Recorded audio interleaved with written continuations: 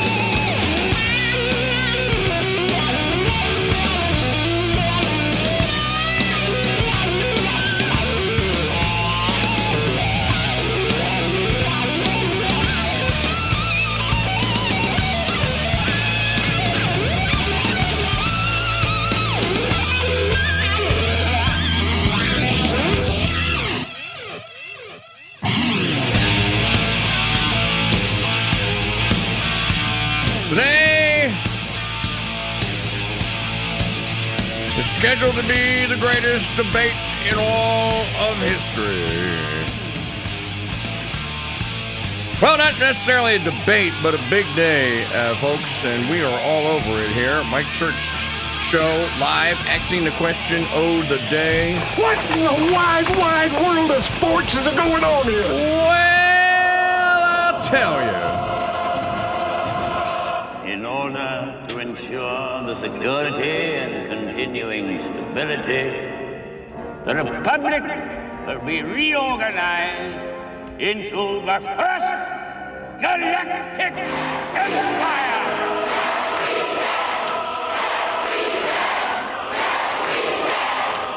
For a safe and secure society.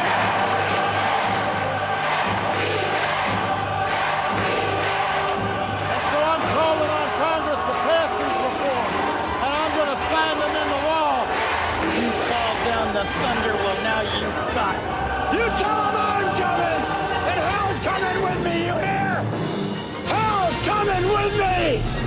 All righty, Oakley Dokley and all that sort of jazz. Let's the program begin here. Call in line telephone number 844-527-8723, 844-5-CRUSADE. Email address same as it ever hath been. I am KingDude at protonmail.com. And the Crusader Mike Church Show Stadium open, Red, White, and Dude Nation Stadium open for your commentary and chats at crusadechannel.com /chat. Big day today, 19 May 2026, a date which shall live in infamy. As the voters in Kentucky go to the polls on primary day. Now, ordinarily, this would just be another primary Tuesday in May in an off-election year that no one would give a rat's furry behind about. No one would be covering it. No one would be talking about it. It would be a news item because it's a boring news day.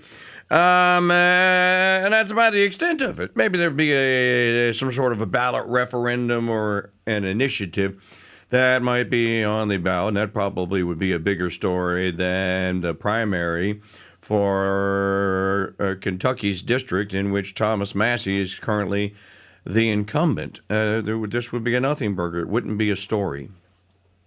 But it is a story. And I believe that today, I'll do my best Ed Harris from Apollo 13. With all due respect, sir, I believe today is going to be our finest hour. When he was told that the Apollo 13 spacecraft was probably not coming home and that this was going to be a tragedy for NASA, and your boy, Deke Slayton, famously said, with all due respect, sir, I believe today is going to be our finest hour. I believe that today will be a fine hour as well. I'd like to take you back in histoire as we begin the program. When the Confederate batteries around Charleston Harbor opened fire on Fort Sumter in the early morning hours of 12 April 1861, they signaled the beginning of the most calamitous tragedy in the history of the American people. Because the Confederate authorities ordered the attack, it is generally held that they were directly responsible for the horrors of the ensuing 4 years. Certainly that was the feeling among Yankee Nort, there. Then and afterwards, and it became the verdict of austere historians. Whether the war was inevitable, in any case, is a question that need not be raised here. It has been the subject of endless disputation and is one to which no conclusive answer can be given. But even though it be conceded that if the conflict had not arisen from the Fort Sumter crisis, it would have sprung from some other incident growing out of the secession of the Cotton States, the actual firing of the first shot placed the Southerners under a great moral and material disadvantage. The general Northern conviction that the rebels had made an unprovoked attack upon the little federal garrison added thousands of volunteers to the Union armies and strengthened the determination of the Northern people to carry the struggle through to the complete subjugation of the South. The Confederate leaders who ordered the bombardment were not vicious, feeble-minded, irresponsible, or inexperienced men. As even a casual investigation will show, they had been fully aware of the danger of taking the initiative in hostilities and hoped for peace. How then could they be so blind as to place themselves at this manifest disadvantage? The story of the development of the Fort Sumter crisis has been told many times, but is so full of complexities that there is little wonder that many of its most significant features have been obscured with a resultant loss of perspective. On the one hand, most accounts have begun with certain assumptions which have affected the interpretation of the whole mass of evidence. On the other, too little credit has been given to Abraham Lincoln's genius for political strategy, which is truly surprising in view of all the claims that have been made for the abilities of that very remarkable man. The purpose of this paper is to place the facts already known in their logical and chronological order and to reevaluate them in that setting in the belief that when thus arranged, they will throw new light upon this momentous affair. And we're going to stop right there. That is from the Journal of Southern History, Volume 3, Number 3, August 1937. Charles W. Ramsdell. I bring it up because this is the Fort Sumter moment. There are going to be historians that are going to write about it. There are going to be prognosticators that tomorrow are either going to say I was right or I was wrong. There are going to be, the real tragedy of this is that it seems that the last consideration in all of this, And this MASSIE versus Gillibrand, it's not MASSIE versus Gillibrand, it's MASSIE versus Israel. It's MASSIE versus the deep state. It's MASSIE versus Trump. It's MASSIE versus the Trump regime. At the end of the day, though, remember, he is Representative Thomas Massie. He doesn't have his own garrison. He doesn't have his own fort. He doesn't have his own fiefdom, if you will. He's a representative of 768,000 souls in that district of Kentucky. He takes his representation seriously. And I think that the reason I make the comparison to Fort Sumpter and the start of the War of Northern Aggression, and of course says, you started it at Fort Sumpter. No, Lincoln ordered the Union garrisons at Fort Sumpter to not leave. The South Carolinians asked them peaceably, this is our property, this is our state, we've seceded from the Union, you're a Union soldier, you're basically trespassing, and we could consider this an act of war. Please peacefully leave. You can even go through our state.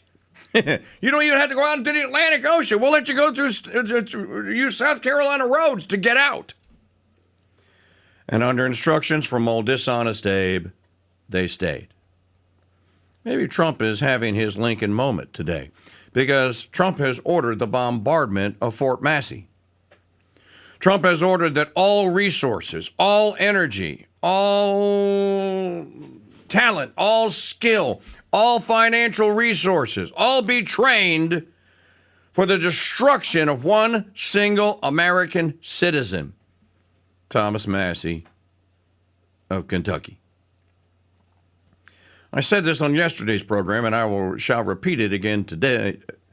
When the Biden regime went after Citizen Trump, I defended Citizen Trump and said all the things that I said and will say again about the Biden regime. It is wrong to use political power, and especially the executive branch and the presidency of the United States, to target your personal, political, or other enemies. It's just wrong. Now, if your enemy happens to be the leader of a foreign nation that you're at war with, okay, fine. The rest of the United States is not at war with Kentucky. You have a president that is basically trying to take the entirety of the United States, or at least one half of it, and wage a war against a single man in his congressional district. If you don't see the impropriety of this, I really don't know what to tell you.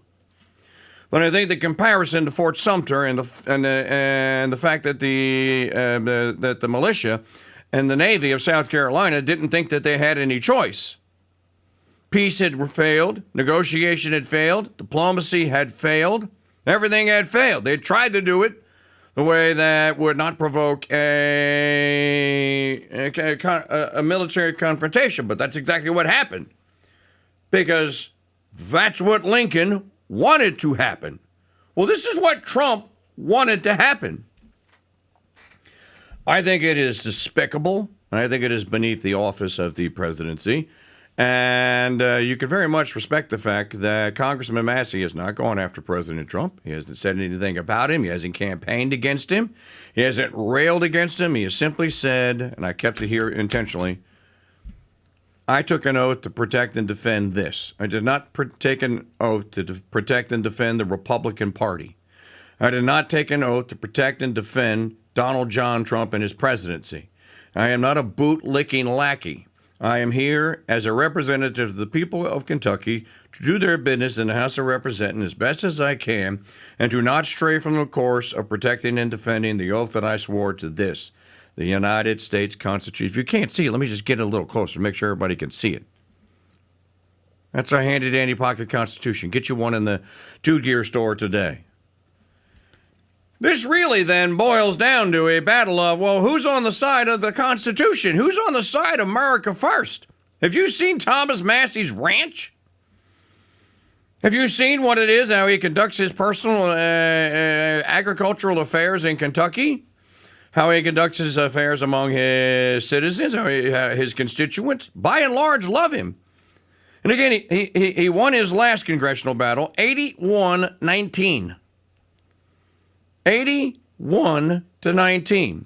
That's not someone that is reviled. Or maybe you could say, well, those people, they're just filled with apathy. You know, if you ask him, somebody asks him, why'd you get into politics, dude? And he goes, because there was a local thing that was going on and they were crooked.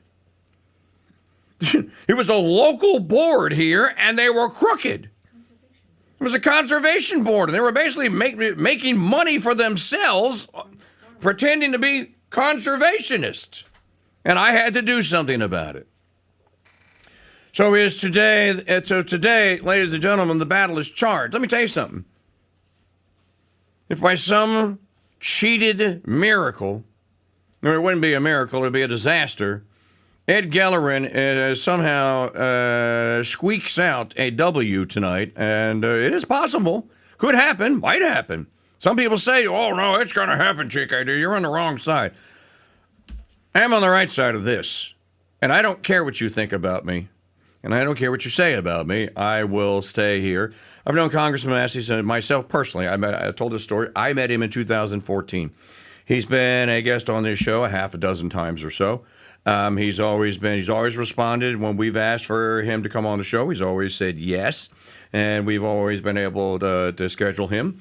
He's very cordial with us. He knows us by name. We know him by name. And as I said, he's one of the rare good guys. He's not a bad guy. He's an actual good guy.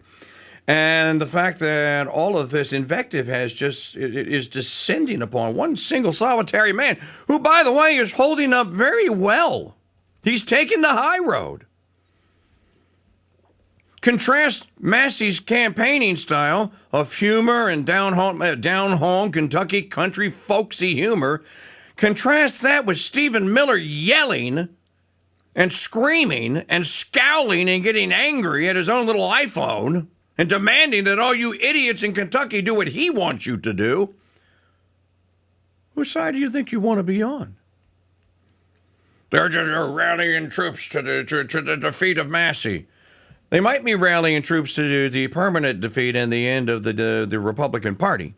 Because your rank-and-file average America First country boy Republicans that know about this race, and how can you not know about it now, and know who it is that's backing it, and know that a foreign government is basically pouring money to try and influence an American election?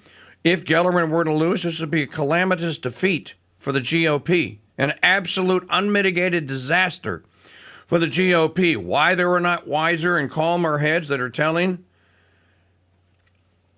Il Donaldo Trumpo this is beyond me. But look, he engaged the battle. He has all his lieutenants out there. You know, I was blousing around on X.com this morning. Maggie goes, I don't know what you're going to talk about. I said, I could talk about Constitution. I could talk about loyalty. I could talk about the South. I could talk about Fort Sumpter. Could talk about the fact that this is Memorial Day weekend. By the way, just a quick footnote here. When this stirring, thrilling monologue, here, let me check. Let me just refresh this, make sure I got it right. Oil prices today, oilprice.com. WTI crude, $104 a barrel. Most people that are now trading oil do not believe, they're not falling for the latest Trump ruse. Hey, today we had scheduled a major land invasion and attack of Iran. We were going to finally take them out. And then this is the last warning that they're going to get. Okay, everyone in all of Earth, Qatar and Saudi Arabia, and all the emirs and sultans have called me and asked me to please, Mr. President, you've destroyed Iran. They're begging you to stop. But please, Hammer, don't hurt them. Trump Hammer, don't hurt him. Like MC Hammer, I was going to hurt him. And they talked me out of it. I said, okay, I'll give him two more days. And that's it. And then it's over. Iran is vaporized. I won't tolerate. They're not going to have a nuke. Riley Gaines still comes in fifth. Thomas Massie is the worst congressman in the history of worst congressmen. Inject into this the ridiculous ridiculous predicament President of the United States has placed all of us in. You know, I keep saying this. Nobody pays attention to Mike Church. You're not on Sirius XM anymore. Michael Knowles had more listening than you. Oh, ooh, I'm so scared. I think I should, you know what? I think I'm going to go quit. Let me say this to you. On this day, 19 May, 2026, nations go to war.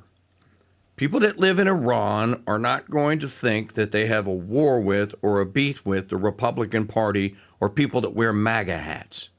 Now, maybe they will easily or more easily identify someone that has been made their enemy because they got a MAGA hat on. It may be easier to identify some of them, but they're not going to distinguish, and neither is the rest of the world, between us and Trump. And the fact that nations go to war. Political parties don't go to war. Presidents do not go to war. Secretaries of war do not go to war. If you go to war, you go to war as a nation. So whether we like it or not, we are, who knows, at war. It didn't have to happen. There's simply, the further away we get from February the 28th and the entire menagerie of what we have been told, which changes every day. Every time someone comes out and makes a public statement from the Trump regime, the raison d'etre of the attack on Iran changes. Much like the introduction that I read you for the Battle of Fort Sumpter, it didn't have to happen, but it did. And now that it has happened, events have been set into motion. On the eve of the debate of July the 1st, 1776, John Adams wrote a letter to his wife, Abigail, and he said, tomorrow is scheduled the most consequential debate possibly of all history. A resolution has been passing through the House declaring that these united colonies are and of right ought to be free and independent states, and that they should be absolved from all allegiance to the British crown. Adams knew what was going to happen on July the 1st, so we're going to lay that document, the Declaration of Independence as we know it today, on that table. As a matter of fact, the language is ordered to lie on the table. And then members, now this is the storybook version, but they had printed copies. I think I have proven this in my historical research. There were draft copies of it. So each member had a draft copy of the Declaration. They took it back to their little desk and they read it. Adams knew that his primary opposition was going to come from the almost never wore Quaker, who was John Dickinson, who was also one of the most well-spoken men in all of the Second Continental Congress. And he knew that it was going to be a battle for the heart and soul of America the next day. That's what's happening today. You want your talk radio shaken. Do you expect me to talk? Not stirred. No, Mr. Bond, I expect you to die. Truth never dies on the Veritas Radio Networks. Crusade. Hey, it's the KingDude with another free lesson in stuff you really don't need to know. Did you know that the Carillon de Sacre-Cœur flag was first created in 1903 in the village of St. Jude in Quebec? Its history, however, can be traced back to the Battle of Fort Carillon between the French of New France and the British. The battle took place on 8 July 1758 at Fort Carillon, which is now known as Fort Ticonderoga. Here's another fact for you. The Sacred Heart of Jesus flag that we sell is the original merger of two separate flags. And did you know that our Founders Trading Post is the exclusive maker and distributor of this one-of-a-kind, full-size, beautiful flag? Order a Sacred Heart of Jesus flag right now and take $5 off and get a matching Sacred Heart flag bumper sticker for free. Don't cost nothing. The Carillon de Sacre-Cœur flag will beautify any indoor or outdoor space it flies in. But supplies are limited. Order today at mikechurch.com/flag or call us at 844-527-8723. Hi, folks, it's Mike Church, founder of Founding Father Films, asking you to learn the true stories of America's founding by purchasing my movie, The Spirit of 76. The Spirit of 76 details the true story of the writing and ratifying of the U.S. Constitution. And here I would make this inquiry of those worthy characters who composed a part of the late Federal Convention. Sir, give me leave to demand, what right have they to say, we the people? Who authorized them? This animated movie comes complete with collector's booklets, DTS surround sound, and is packed with hours of bonus features. Learn the true stories of America's founding and order Mike Church's The Spirit of 76 on a 2 DVD or 3 CD set. Available now at mikechurch.com/DVD and by calling 844-527-8723. The Crusade Channel, your talk podcast and Fiorella File station. Fiorella is the literary savage who skips sensitivity training. She is the librarian who reads and reviews books so you don't have to. Hello and welcome to the Fiorella Files. On my show, I will be introducing you to books, classic and contemporary, that you must read, should enjoy reading, or should not touch with an 11-foot barge pole. 10 to 11 a.m. Central, every Monday on the Crusade Channel, our app, and always on CrusadeChannel.com. Live talk and podcast radio. The way it should be. Membership has its privileges. American Express was right back in the 1970s. Membership has its privileges, and no membership privilege is greater to a Red, White, and Dude Nation listener than membership in the elite membership club that is the Dude Number. Here's Lee to tell you how to get yours. That's right, King Dude. Membership does have its privileges. And when it comes to the Dude Number, applying for membership has never been easier. Just head to mikechurch.com/dude to start the membership process. Your unique and one-of-a-kind membership and all the privileges that come with it awaits you. As a member, you'll enjoy private chat groups, VIP privileges to all Mike Church show events, early access to new Dude-geared store items, and of course, your unique Dude Number. Dude 1210 reporting all quiet on the Eastern Front. This is Mike's favorite punching bag, Dude number 13. Hi, this is Steve. My Dude number is 2112. Dude number 2004, proud member of the Red, White, and Dude Nation reporting for duty. Become a part of something bigger than any talk show there is and apply for your Dude Number today at mikechurch.com/dude. Membership has its privileges. Call 844-527-8723. Holding a PhD for the KingDude Center for Constitutional Studies is not just an honor, it's a way of life. The Mike Church Show is heard exclusively on the Red, White, and Dude Nation.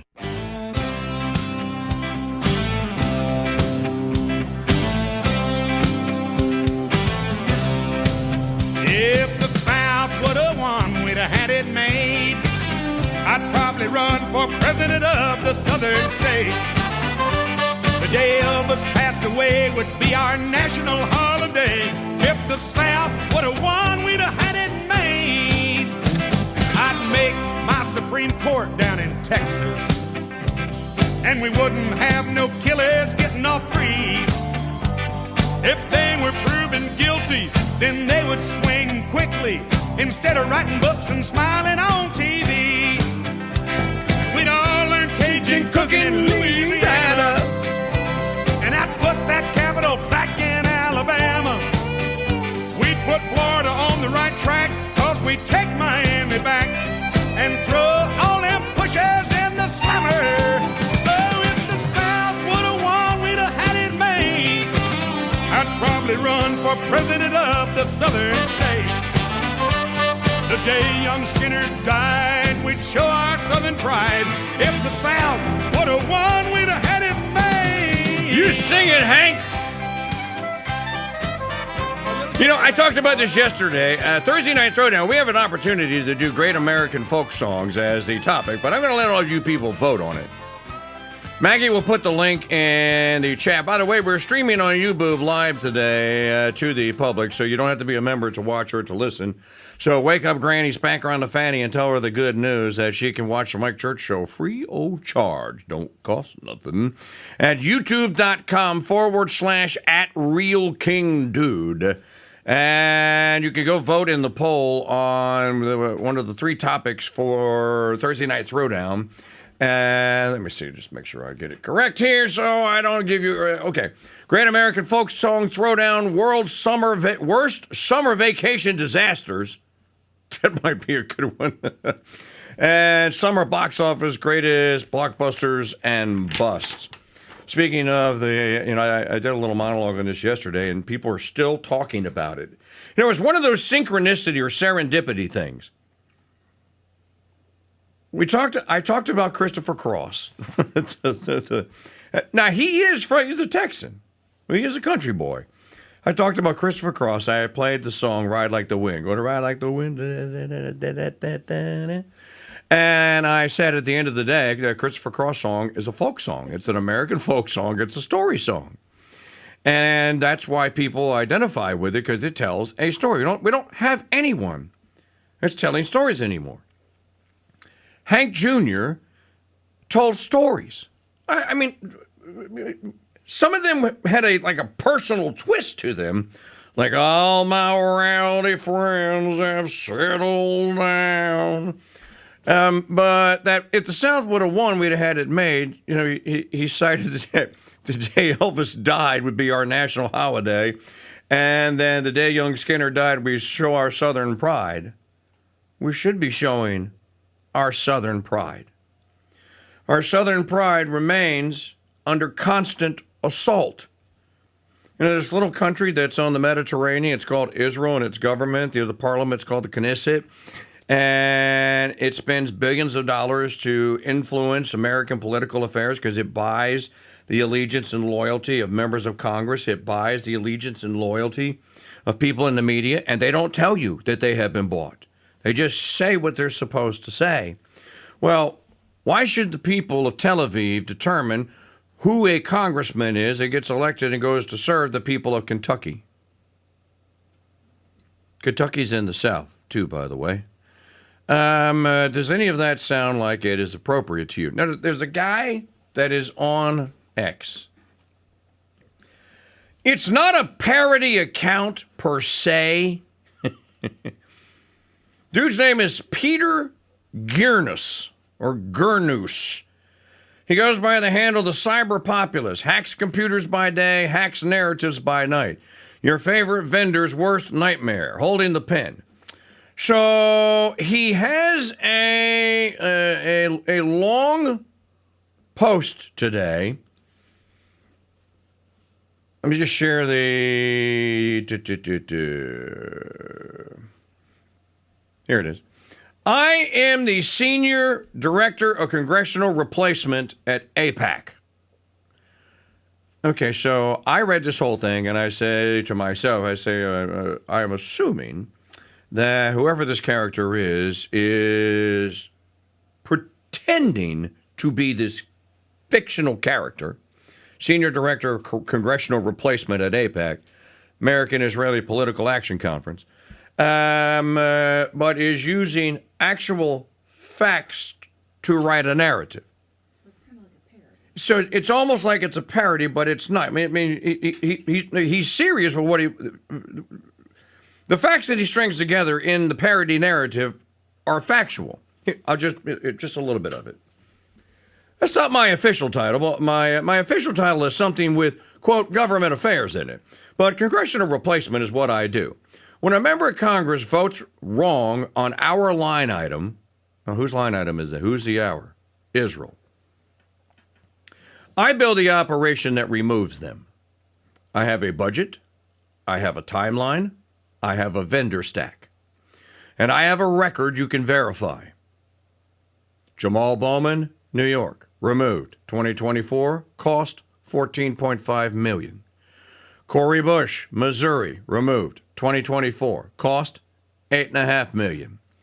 Thomas Massey, Kentucky, removal scheduled May 20th, 2026. Budget, $25.6 million. Just imagine that for just a second. How much? $25.6 million in a primary. That's the most expensive House primary in American history. I consider it a bargain. Let me show you why. And then he breaks his argument down into 5 constituent parts. 1, the vocabulary. The donor needs MASSIE removed because he voted against our foreign aid appropriation. He was the sole Republican to oppose the Iron Dome supplemental in 2021. The sole member, good for him. By the way, if Ron Paul had been in there, he'd opposed it too, so would Walter Jones. Not sole Republican, sole member to oppose a resolution affirming Israel's right to exist in 2023.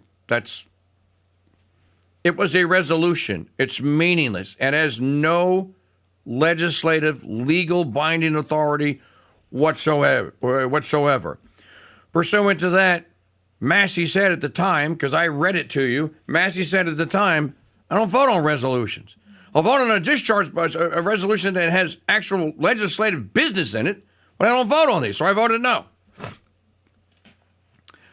Full disclosure, had I been there, I probably would have voted no as well, because it's not the business of the U.S. Congress to be preaching to the rest of Earth that this country or that country should exist. Did France ever ask for a declaration that they have the right to exist? Did Belgium ever ask? Did Argentina? Hell, here, let me give you one clue. Did Cuba ever ask for a resolution demanding that it has the right to exist? This is all part of the conditioning process. You will fall in line. Citizen, you will obey your Israel overlord, citizen. Remember when I used to do that all the time? Just changed one word. But you can't run ads in rural Kentucky that say, your congressman voted against sending your tax dollars to a foreign government, and we'd like to correct that. Thank you very much. Vote Gellerin. So we needed a different word. The word is disloyal.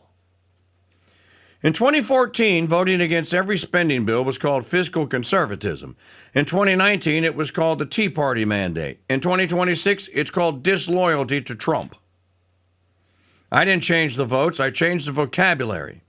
The president was happy to co-sign. He called MASSIE the worst Republican congressman in history. He called him a bum.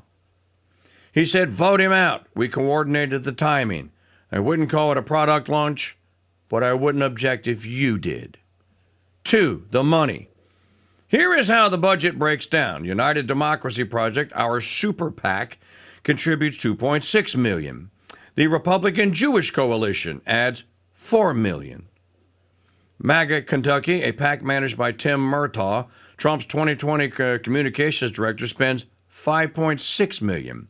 Christians United for Israel buys the billboard. The individual donors, Paul Singer, Miriam Adelson, John Paulson, route contributions through a platform called Democracy Engine. I need to explain Democracy Engine because it's my favorite part of the operation. Democracy Engine is a multi-party donor aggregation platform. What it aggregates specifically is attribution. A contribution enters Democracy Engine from a hedge fund manager in Manhattan. It exits Democracy Engine as a line item on a campaign finance report in Covington, Kentucky. The money doesn't change, the origin story does. Paul Singer manages $69.7 billion from a tower on 57th Street in Manhattan. Miriam Adelson's net worth was built on Las Vegas casinos. John Paulson's office is on Park Avenue. Between them, they have never cast a ballot in Kentucky's 4th Congressional District. They cannot name the county seats. They don't need to. Democracy Engine translate their preferences into Kentucky's. So you can see what he's doing here. He's telling you how they're doing it. And at the end, he makes the point, all perfectly legal. All of it is 100% legal. The candidate himself, Ed Gellerin, a retired Navy SEAL, Trump endorsed, raised $1.3 million on his own. That's 9% of the total pro-Gellerin spend of $14.3 million. 91% of the money behind the Kentucky Values candidate was contributed by people who do not live in Kentucky. And again, Thomas asked me for a contribution, and he didn't ask me personally. I said no, and the reason I said no is because I don't live in his district or in his state. I don't think I should be influencing his elections. I'm sure he feels the same about the elections here in Louisiana. What I did contribute, though, was my hard-earned talent and skill. So I republished one of the interviews that I had done with Congressman Massey. I didn't have to do that. I went and dug it out of the archives. I polished it up. I made it look real nice, and then I put it back into print.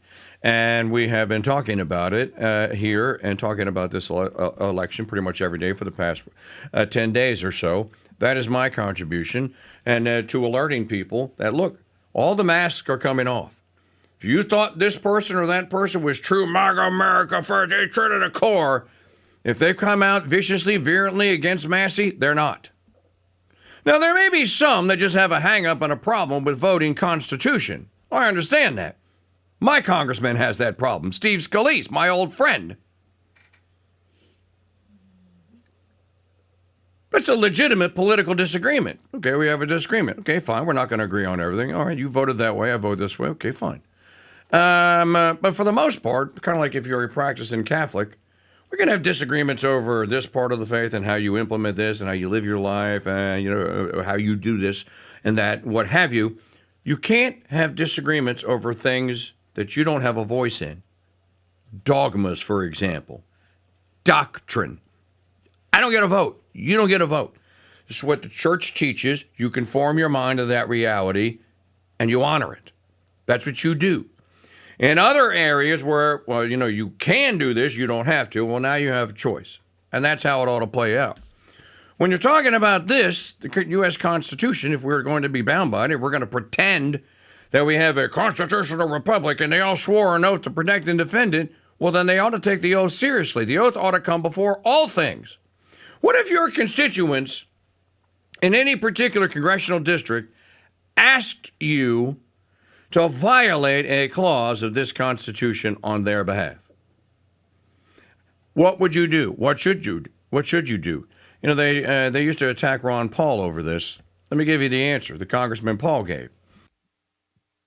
Congressman Paul would say you have to vote on individual appropriations. That's how it's set up in the Constitution. And they used to do that. Used to appropriate for a sidewalk in Fredericksburg, Virginia. There's an appropriation. You have to vote yay or nay on that individual. They used to call them earmarks, okay? And when Congressman Paul was running for president in 2008 and 2012, he would say, I don't vote for these things. And then people go behind and say, but we see you put earmarks into authorizations, into appropriations bills. He goes, yes, I did, because my constituents came to me and asked me to do it. They can't do it. As their representative, I put it in. I voted against it, but I put it in. That's how you answer the question principally. They asked me to do it. I represent them. They can't come to the House of Representatives and put the appropriation request in. So I put it in for them. And then he would always say that I voted against it.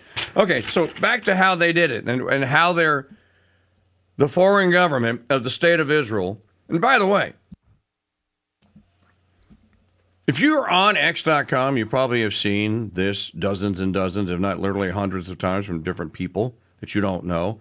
And then you click on their bios and you can tell that they're actual real people because they don't have 500,000 followers and you never heard of them. They have 450. And they say what little town they live in.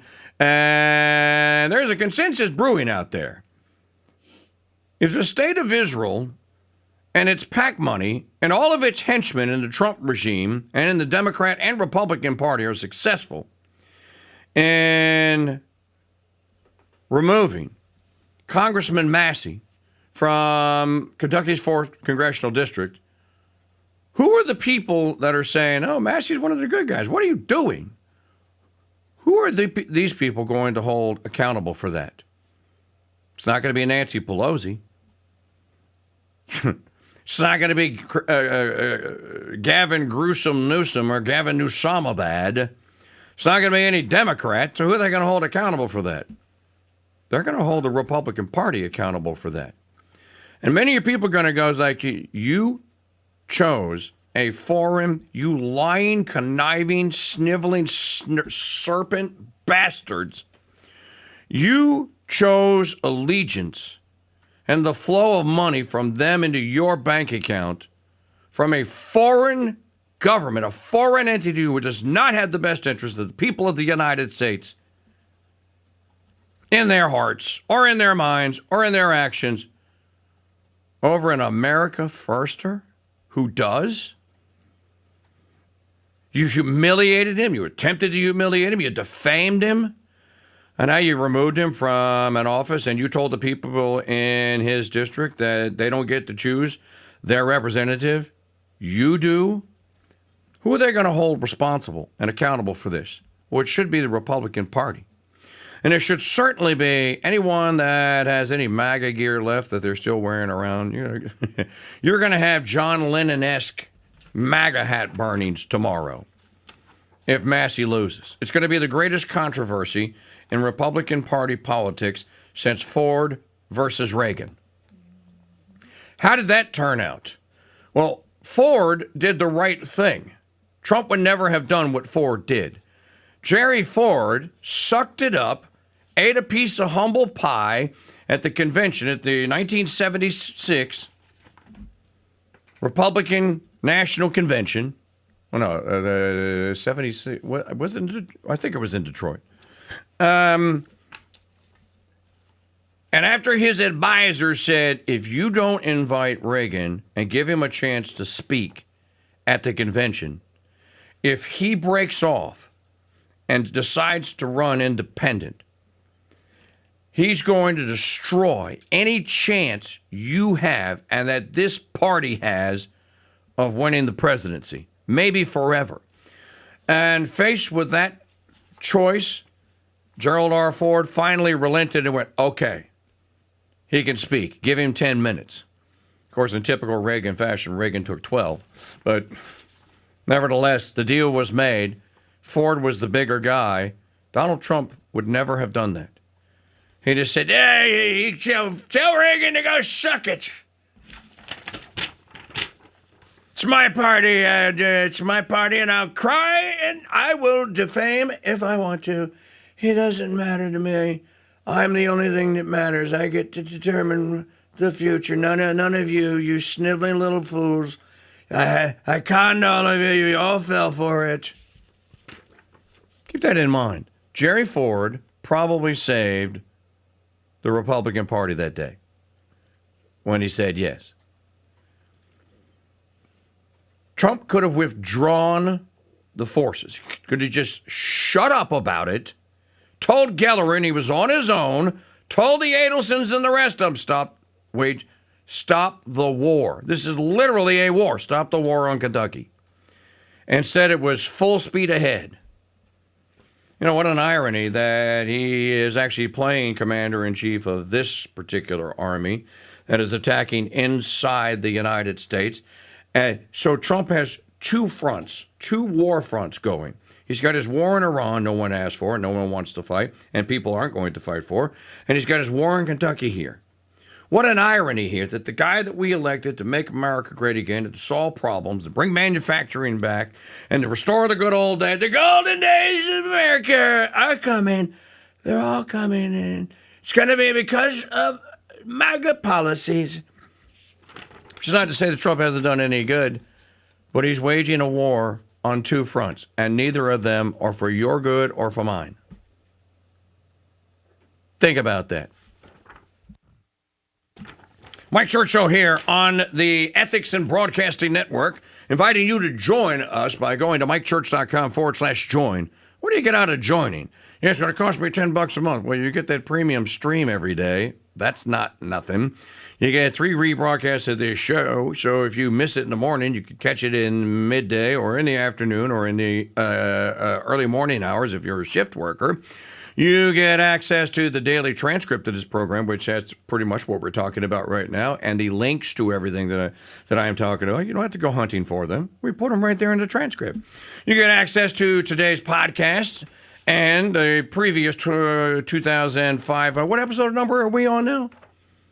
20. That's a good question. No, that's not a good question. I have it.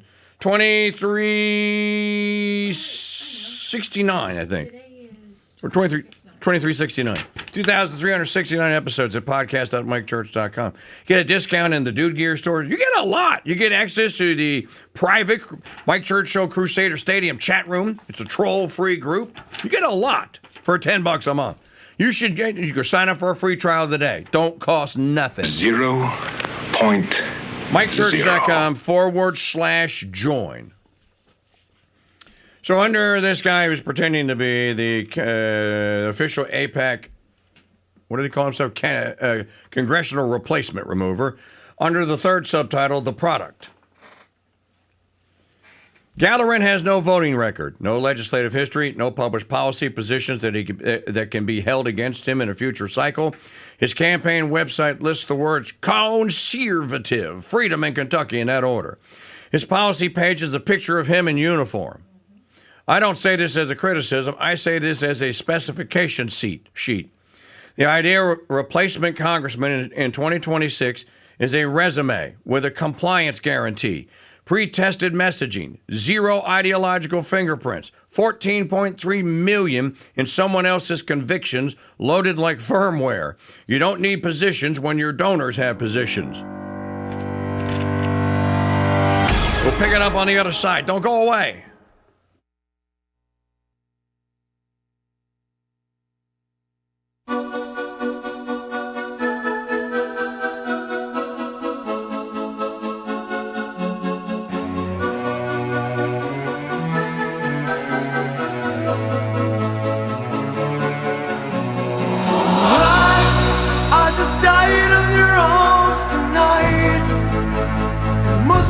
Something you said, I just died in your arms tonight.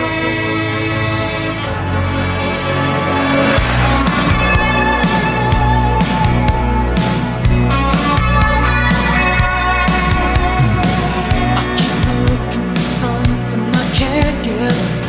Broken hearts lie all around me, and I don't see an easy way to get out of this. Diary sits by the bedside table. The curtains are closed, the cat's in a cradle. Who would have thought that a boy like me could come to this? I just died in your arms tonight. It must have been something you said. I just died in your arms tonight.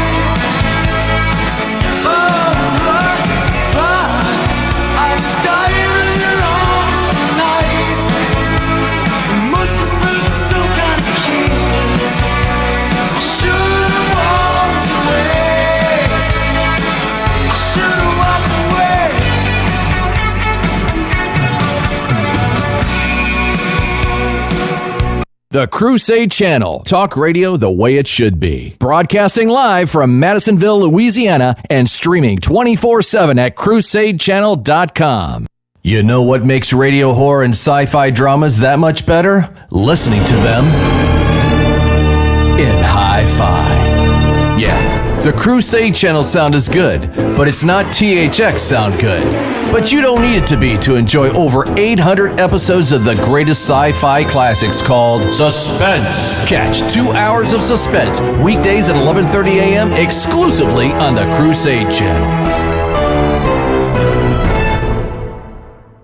Membership has its privileges. American Express was right back in the 1970s. Membership has its privileges, and no membership privilege is greater to a Red, White, and Dude Nation listener than membership in the elite membership club that is the Dude Number. Here's Lee to tell you how to get yours. That's right, KingDude. Membership does have its privileges. And when it comes to the Dude number, applying for membership has never been easier. Just head to mikechurch.com/dude to start the membership process. Your unique and one-of-a-kind membership and all the privileges that come with it awaits you. As a member, you'll enjoy private chat groups, VIP privileges to all Mike Church show events, early access to new Dude-geared store items, and of course, your unique Dude number. Dude 1210 reporting all quiet on the Eastern Front. This is Mike's favorite punching bag, Dude number 13. Hi, this is Steve. My dude number is 2112. Dude number 2004, proud member of the Red, White, and Dude Nation reporting for duty. Become a part of something bigger than any talk show there is and apply for your Dude number today at mikechurch.com/dude. Membership has its privileges. Do you want to save money on your next flight? Then pick up the phone and call. That's right, call. Because the best prices are not online. They're with SmartFares. See, SmartFares has special deals with the airlines. When they have unsold seats, they use SmartFares to fill them. So you get airline tickets at crazy low prices. They have access to great prices and discounts at over 500 different airlines. Plus 300,000 hotels and rental car companies. Their prices are too low to publish online. With the extra money you'll save, you can book another trip or treat yourself to dinner or shopping. So stop searching all of those travel sites to find the lowest price on your next flight. Let one of our SmartFares expert travel agents find the best price for you. Call SmartFares today and get ready to see the world with a fat wallet. 800-313-7757. 800-313-7757. 800-313-7757. That's 800-313-7757. Hi, folks, it's Mike Church, founder of Founding Father Films, asking you to learn the true stories of America's founding by purchasing my movie, The Road to Independence, the movie. The Road to Independence tells the exciting story of the Founding Fathers' struggle to declare independence. If the gentleman from Pennsylvania wishes to wait until that door is burst open by redcoats with muskets drawn, then... What my colleague is trying to say is perhaps we should all take the time to read Dr. Franklin's proposal, give it some thought, and then return to discuss its thoughtful and brilliant options for our future success. This animated movie comes complete with collector's booklets, DTS surround sound, and are packed with hours of bonus features. Learn the true stories of America's founding and order Mike Church's The Road to Independence on DVD and CD. Available now at mikechurch.com/DVD and by calling 844-527-8723. Hey folks, it's Mike Church. You know, when I was a little I remember loving the old Dunkin' Donuts TV spot. You know, the one with the guy who woke up at 3 a.m. mumbling to his wife, "I gotta make the donuts." Well, fast forward 40 years, and now I'm the guy waking up at 3 a.m. mumbling to my wife, "I gotta make the radio." But I have a secret weapon the Dunkin' Donut dude did not have. Crusade Channel Cappuccino Dark Roast Coffee and whole bean or ground. Our fresh, aromatic gourmet coffee is made from 100% fair trade beans, freshly imported, roasted, and then delivered fresh to you. So, whatever AM you arise at, to make what you gotta make, count on Crusade Cappuccino Dark Roast Coffee. Order today at crusadechannel.com/coffee or by telephone at 844-527-8723. Only the Crusade Channel brings you the Saint of the Day read by actual nuns. Really? Our sisters are actual sisters? Yes, and you can catch their heavenly voices announcing the Saint of the Day on the Crusade Channel. Oh, you boomers and your live broadcasts. I'm a busy girl. Sure, I'm very important only in my own mind, but can I get them as podcasts? I'm not a boomer. And yes, all Saint of the Day recordings are available as mini podcasts on our app and at crusadechannel.com. I see saintly binge listening in my future. I feel holier already.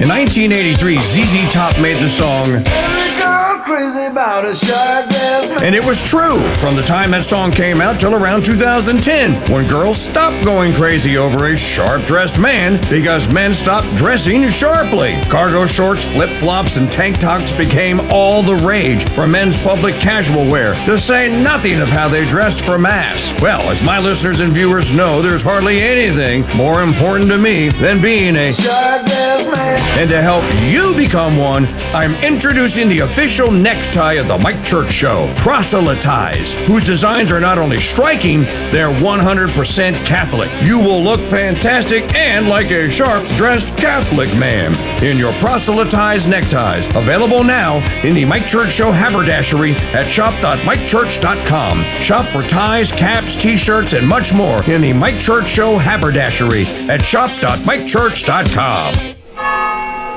When you hear the noon bells tolling, it's time for Angelus, brought to you by the Crusade Channel.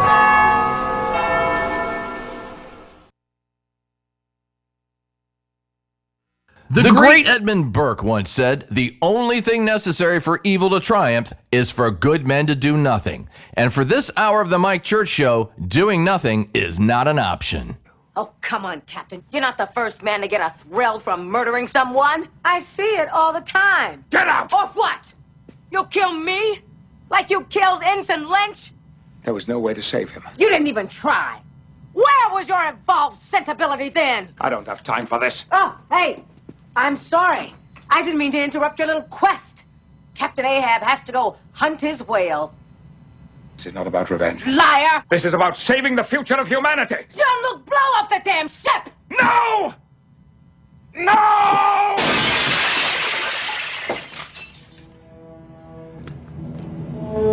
I will not sacrifice the Enterprise. We've made too many compromises already. Too many retreats. They invade our space, and we fall back. They assimilate entire worlds, and we fall back. Not again. The line must be drawn here. This far, no farther. And I will make them pay for what they've done.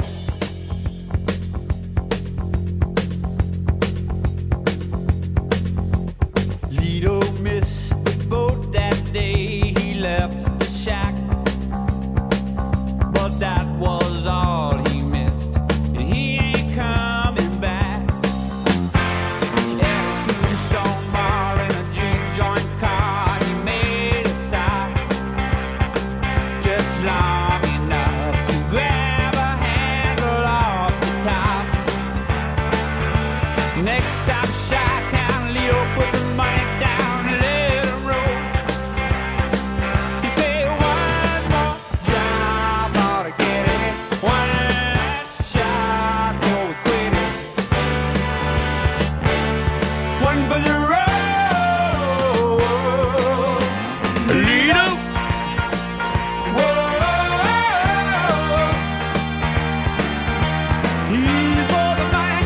He's for the show. Lido's waiting for the goal. Lido. How you doing? Primary election day in Kentucky's 4th Congressional District. We're talking all about it all day long here, and we'll talk about the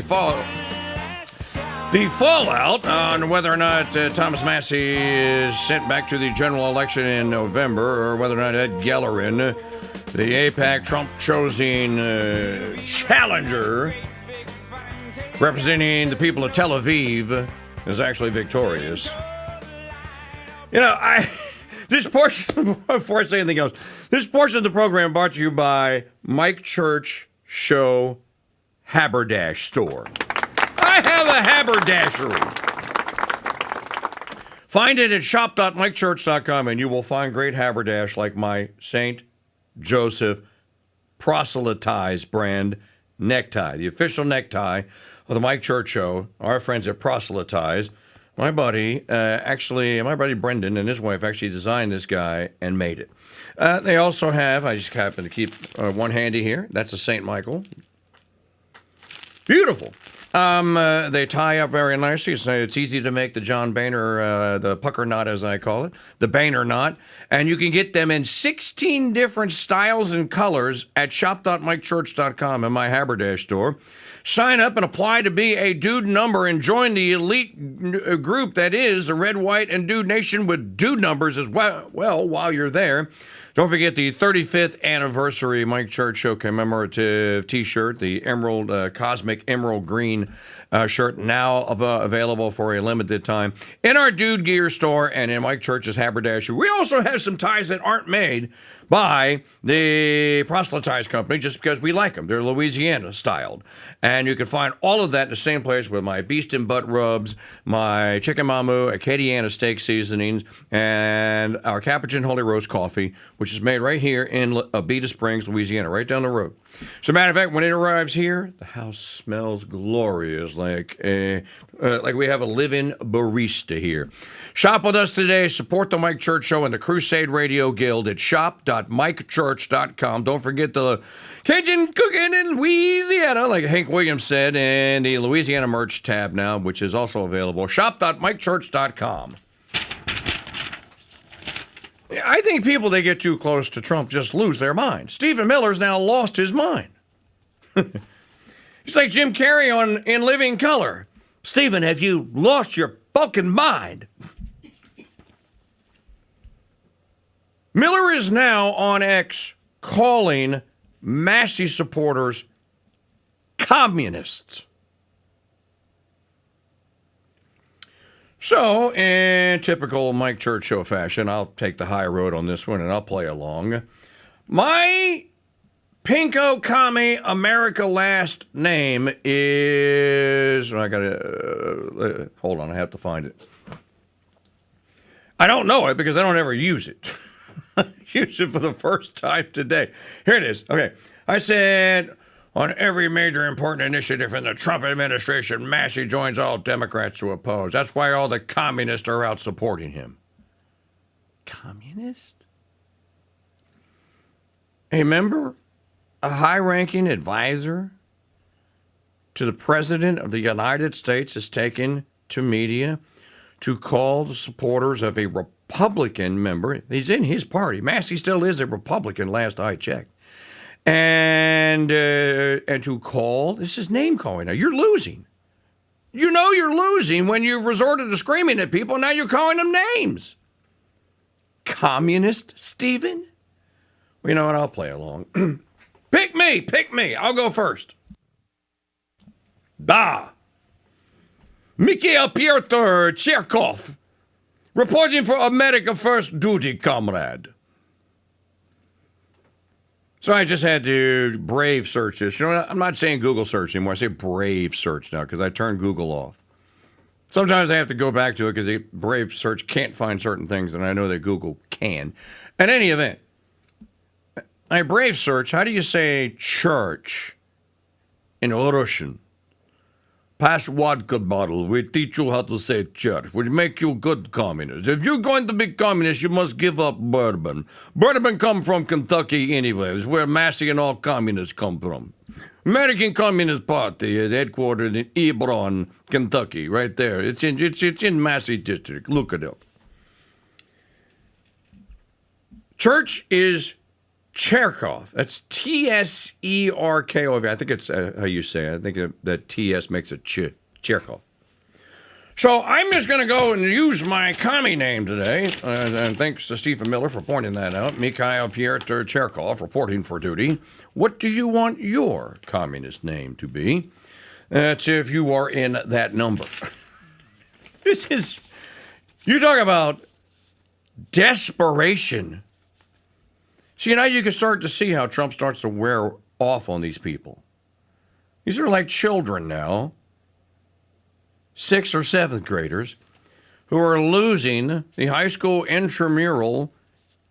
What was that movie, Maggie, that Ben Stiller was in? Dodgeball. They're losing the 7th grade intramural dodgeball tournament, and they're angry. And so now they've resorted to calling members of the players on the other team names. Yeah, well, yeah, your mama wears brogans. Well, I tell you what, this is stellar leadership under fire, is it not? I mean, these are the people that will be representing you in the trenches if we actually do go to a war. And Trump said, "I was going to eliminate Iran today, was blow up and destroy Iran Day." But no, they called me. Play the soundbite. I think you have it, don't you? Yeah, digital media file number 2. Don't believe me. Isn't this amazing how this is now a war strategy? It's almost as though that the President of the United States has a Stratigo board on the Resolute desk, and he's got his little castles all lined up, and he's got, hey, come on. Big number, roll them up, big number, and snake eyes. I want to recount. You cheated. The whole thing was rigged. Riley Gaines comes in 5th. I won all 7 swing states. Give me the dime. Rolling again. Big number. Here's Trump. Well, other countries have come to me and they've said we were getting ready to do a very major attack tomorrow. I've put it off for a little while. Hopefully, maybe forever, but possibly for a little while. Stop the tape for just a second. Hopefully, maybe forever. We're about to vaporize 93 million people. We put it off, hopefully, maybe forever. Hopefully, maybe forever. Hopefully. That sounds like a song Taylor Swift would write. Hopefully, maybe forever. I mean, come on. You can hear it now. Hopefully, maybe forever. Doesn't that sound like a Taylor Swift song title? She's probably going to do it. She probably. Watch. There's going to be a hopefully, maybe for. Roll the tape. As we've had very big discussions with Iran, and we'll see what they amount to. I was asked by Saudi Arabia, Qatar, UAE, and some others if we could put it off for 2 or 3 days, a short period of time, because they think that they are getting very close to making a deal. And if we can do that where there's no nuclear weapon going into the hands of Iran, I think, and if they're satisfied, we will be probably satisfied. Stop also. the tape for just a second. Wait a minute. If there's no nuclear weapon going into the hands of Iran, what is it, a hot dog?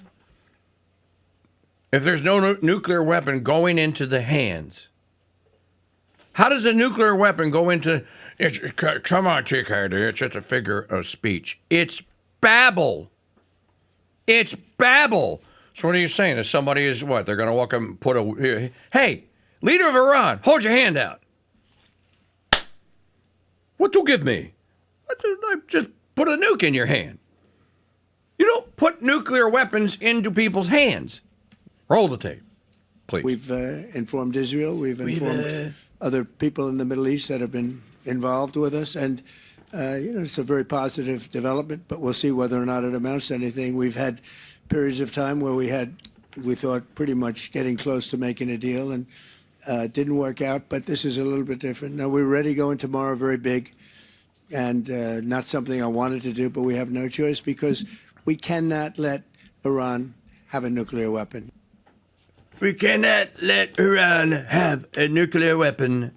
That's been my position for 47 years.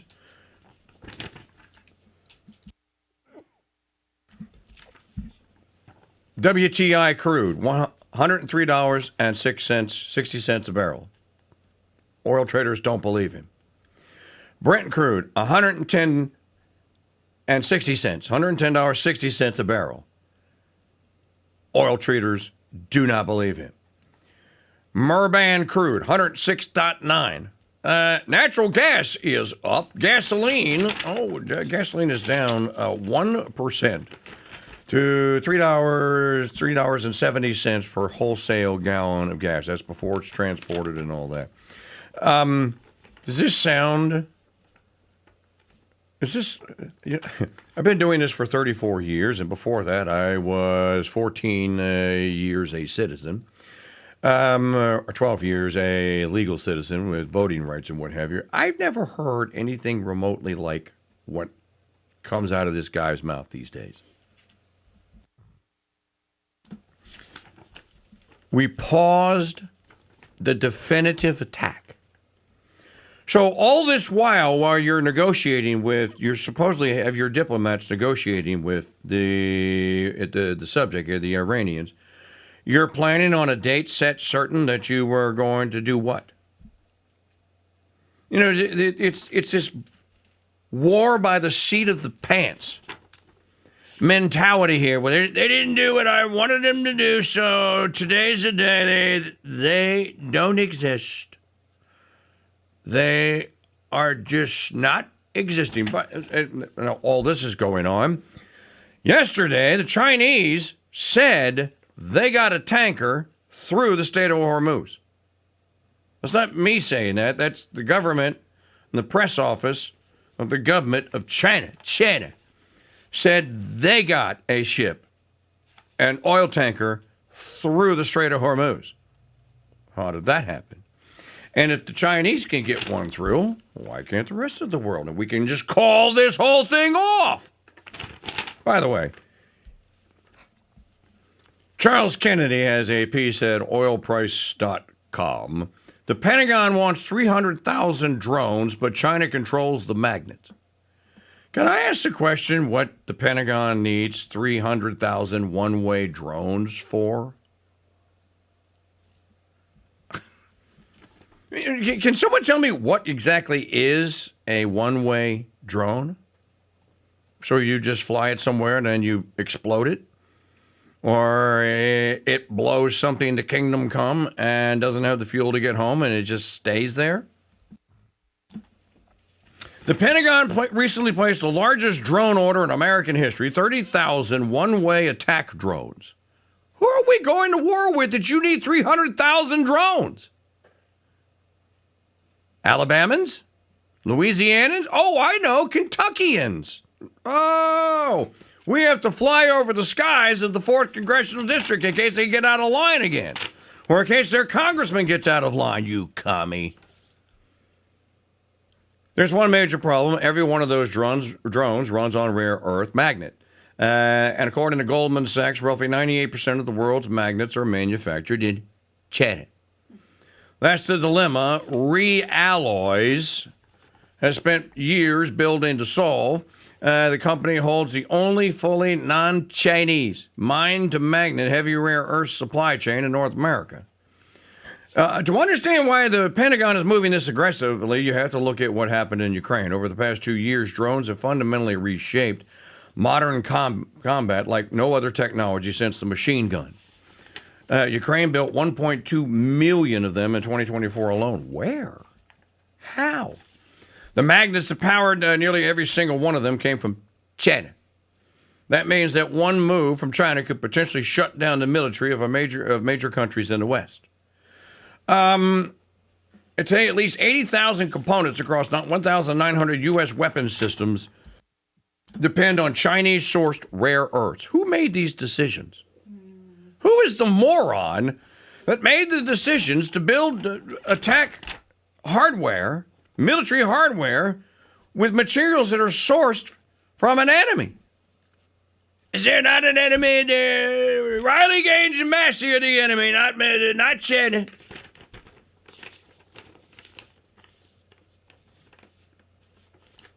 And then the gap no one else is filling. So apparently there's a big problem out there with rare earth magnets they're not telling you about. 844-527-8723 is the call-in line telephone number. We are streaming live today on YouTube, free to the world. You are free to go into the Mike Church Show coffee chat room and leave a comment or a question that you want read on air. So go to crusadechannel.com/coffee and leave your message or your comment or your question there, and we'll get to it at the end of the program here. There was a shooting at a mosque in San Diego yesterday. And the Daily Mail has the story, desperate attempt by mom of San Diego mosque shooter to alert police to threat before son opened fire as one of two teenage killers is pictured. I don't know a lot about the story other than what I read here. A California mother desperately tried to alert police and her teenage son and his friend may pose a threat hours before they opened fire at a mosque, killing 3 people before taking their own lives. Can I just point out again? Can you go off of me for a second? I had to blow my I have to just point out again, just something quickly.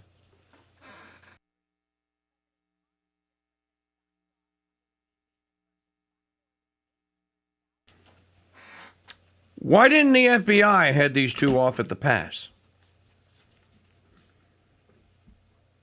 You got the hundreds of thousands of drones flying all over the United States, spying on every one of us. The NSA is tapping every phone call, reading your text messages. The social media companies are filling their data centers up with all manner of info and intel. And you mean to tell me they can't spot a pair, they don't have the precogs to spot a pair of teenagers who are going to go rogue and shoot up a mosque? That sounds like something to me that was probably planned online. And they probably thought they were smart. And why we're kids? No one's watching us. They're not keeping tabs on us. Well, why not? They're keeping tabs on so many other people. If our vaunted intelligence is so good that we throw $750 billion at it every year, shouldn't they be able to prevent things like this? I thought that was the whole purpose. Isn't that why they tell us? They need the NDAA reauthorization, why they need the reauthorization of the Patriot Act, why you need the CISA snooping, why you need the Section 702 FISA court spying powers. No, that's for foreigners.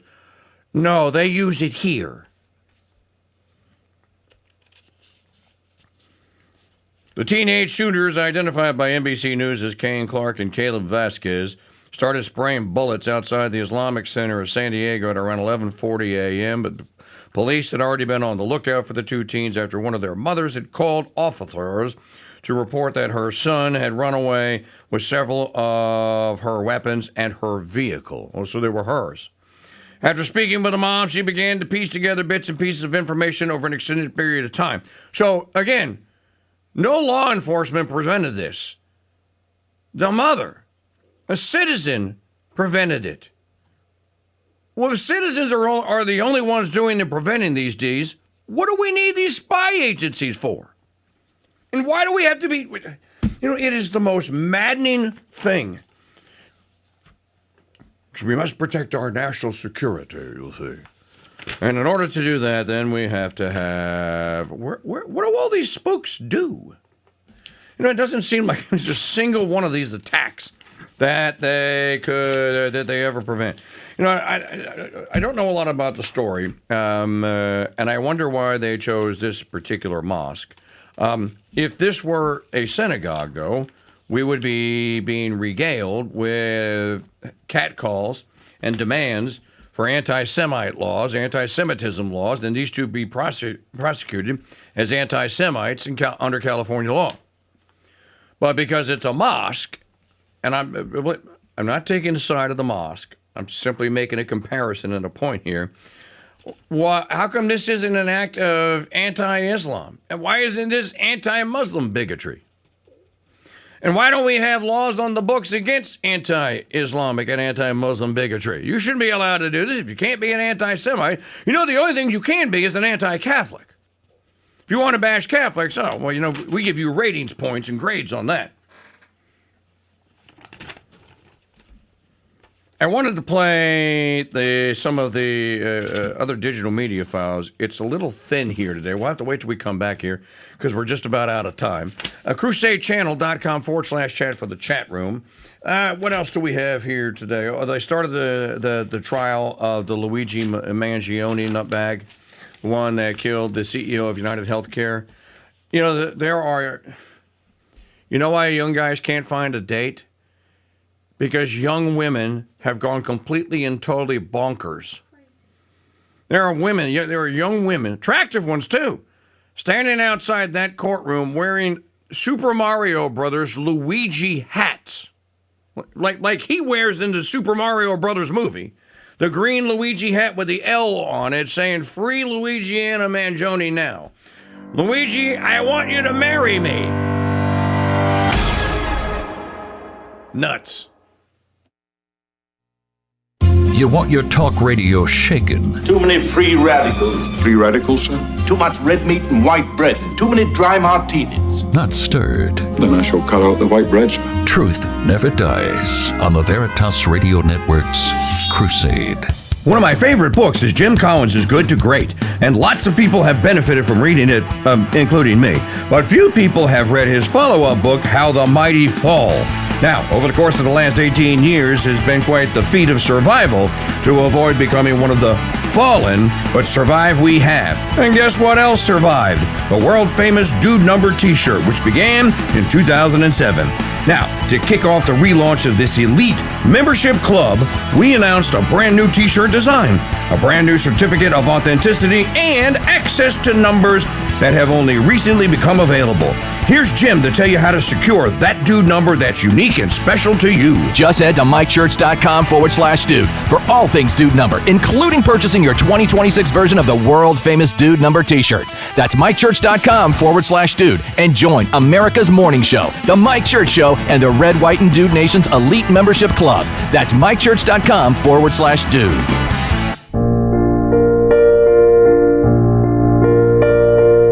The Crusade Channel and the Slaves of the Immaculate Heart of Mary's Sisters present the Saint of the Day. Hello, Crusaders. This is Sister Mary Joseph with your Saint of the Day. Today is May 19th, the feast of St. Peter Celestin V. He died in 1296. Peter of Marone was the name of Pope Celestin V before he was elected to be a successor of St. Peter. He spent only 5 months as Pope. He then resigned because of his humility and his desire to return to the life of a Benedictine hermit. There has been no pope named Peter except the first one. As Pope, Peter Celestin is called Pope Celestin V. As a saint, he is called Saint Peter Celestin. Today is also the feast of Saint Pudensiana. She was a daughter of the Roman senator Pudens.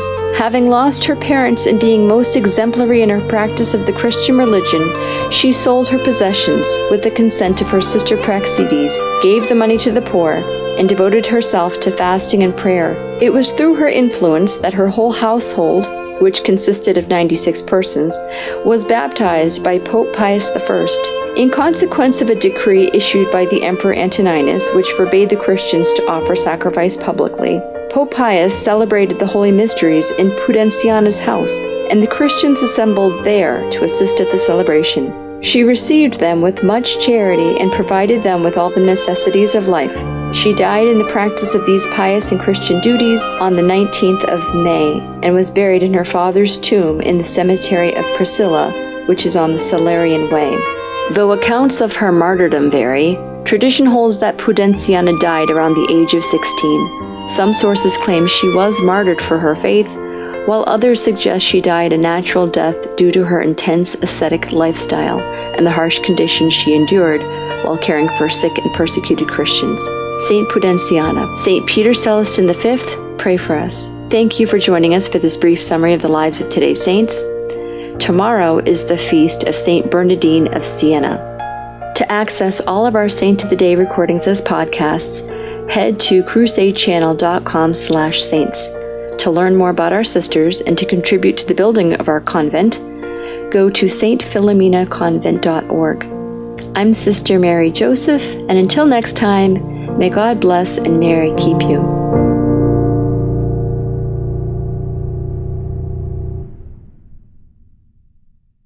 Hey, it's the King Dude with another free lesson in Stuff You Really Don't Need to Know. Did you know that the Carillon de Sacré-Cœur flag was first created in 1903 in the village of St. Jude in Quebec?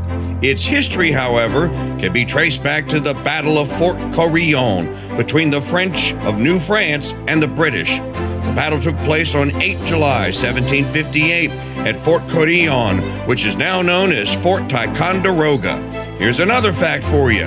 The Sacred Heart of Jesus flag that we sell is the original merger of 2 separate flags. And did you know that our Founders Trading Post is the exclusive maker and distributor of this one-of-a-kind, full-size, beautiful flag? Order a Sacred Heart of Jesus flag right now and take $5 off and get a matching Sacred Heart flag bumper sticker for free. don't cost nothing. The Carillon de Sacre-Cœur flag will beautify any indoor or outdoor space it flies in, but supplies are limited. Order today at mikechurch.com/flag or call us at 844-527-8723. Mike Church, Commander-in-Chief of the Red, White, and Dude Nation. The Mike Church Show is exclusively on the Ethics and Broadcasting Network. No apologies, no prisoners, no censors. The Mike Church Show is on the Red, White, and Dude Nation.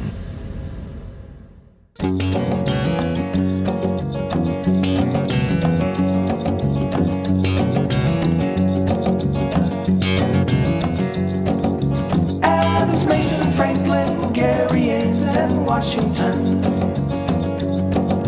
Lee and Rutledge, Hancock, Wilson, Wythe. Sherman, Adams, Hall, and Rodney, Penn, and Dickinson.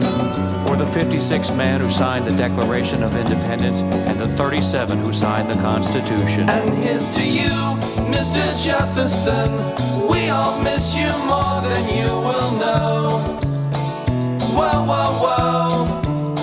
God bless you, please, Mr. Madison. Heaven help these fools that legislate. Rights away, our rights away.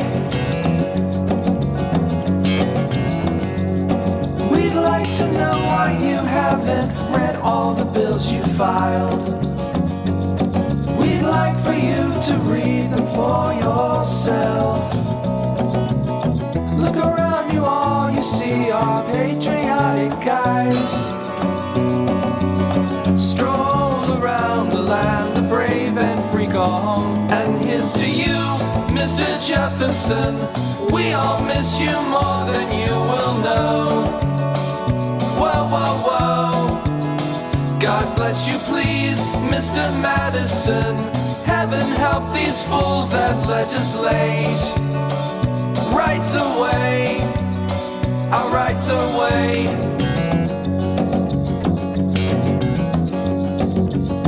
Hiding all your $1 trillion debt so we don't know. Hide it in your made-up FICA trust fund. It's a little secret, just the congressman will know. Worst of all, you pass this debt on to the kids. They think we're fools, Mr. Jefferson. We all miss you more than you will know. Whoa, whoa, whoa. God bless you, please, Mr. Madison.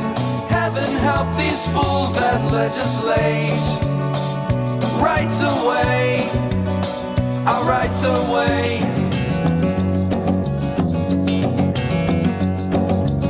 Ripping up our Constitution every afternoon. Give themselves a raise with no debate. Laughing at our founding fathers when they've got to choose. Everything they warned of's coming true. Where have you gone, Ron Wilson Reagan? Our nation turns its lonely eyes to you. Woo, woo, woo. What's that you say, Mr. Jefferson? The Gipper has left and gone away.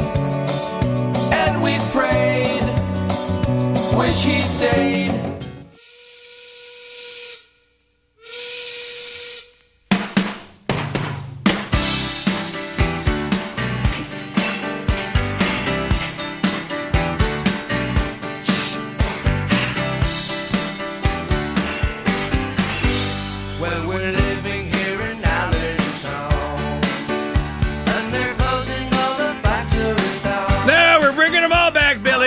Coming back. Thomas Massie's the worst congressman in history, but we're bringing them all. They're coming home. $74 trillion is what we've invested. They're coming home. Are they really? Welcome back. Performing this show with 98.2% of my testosterone tied behind my back just to make it a fair fight. It's the Mike Church Show, 35 years young, now serving dude number 142 here on the Ethics and Broadcasting Network.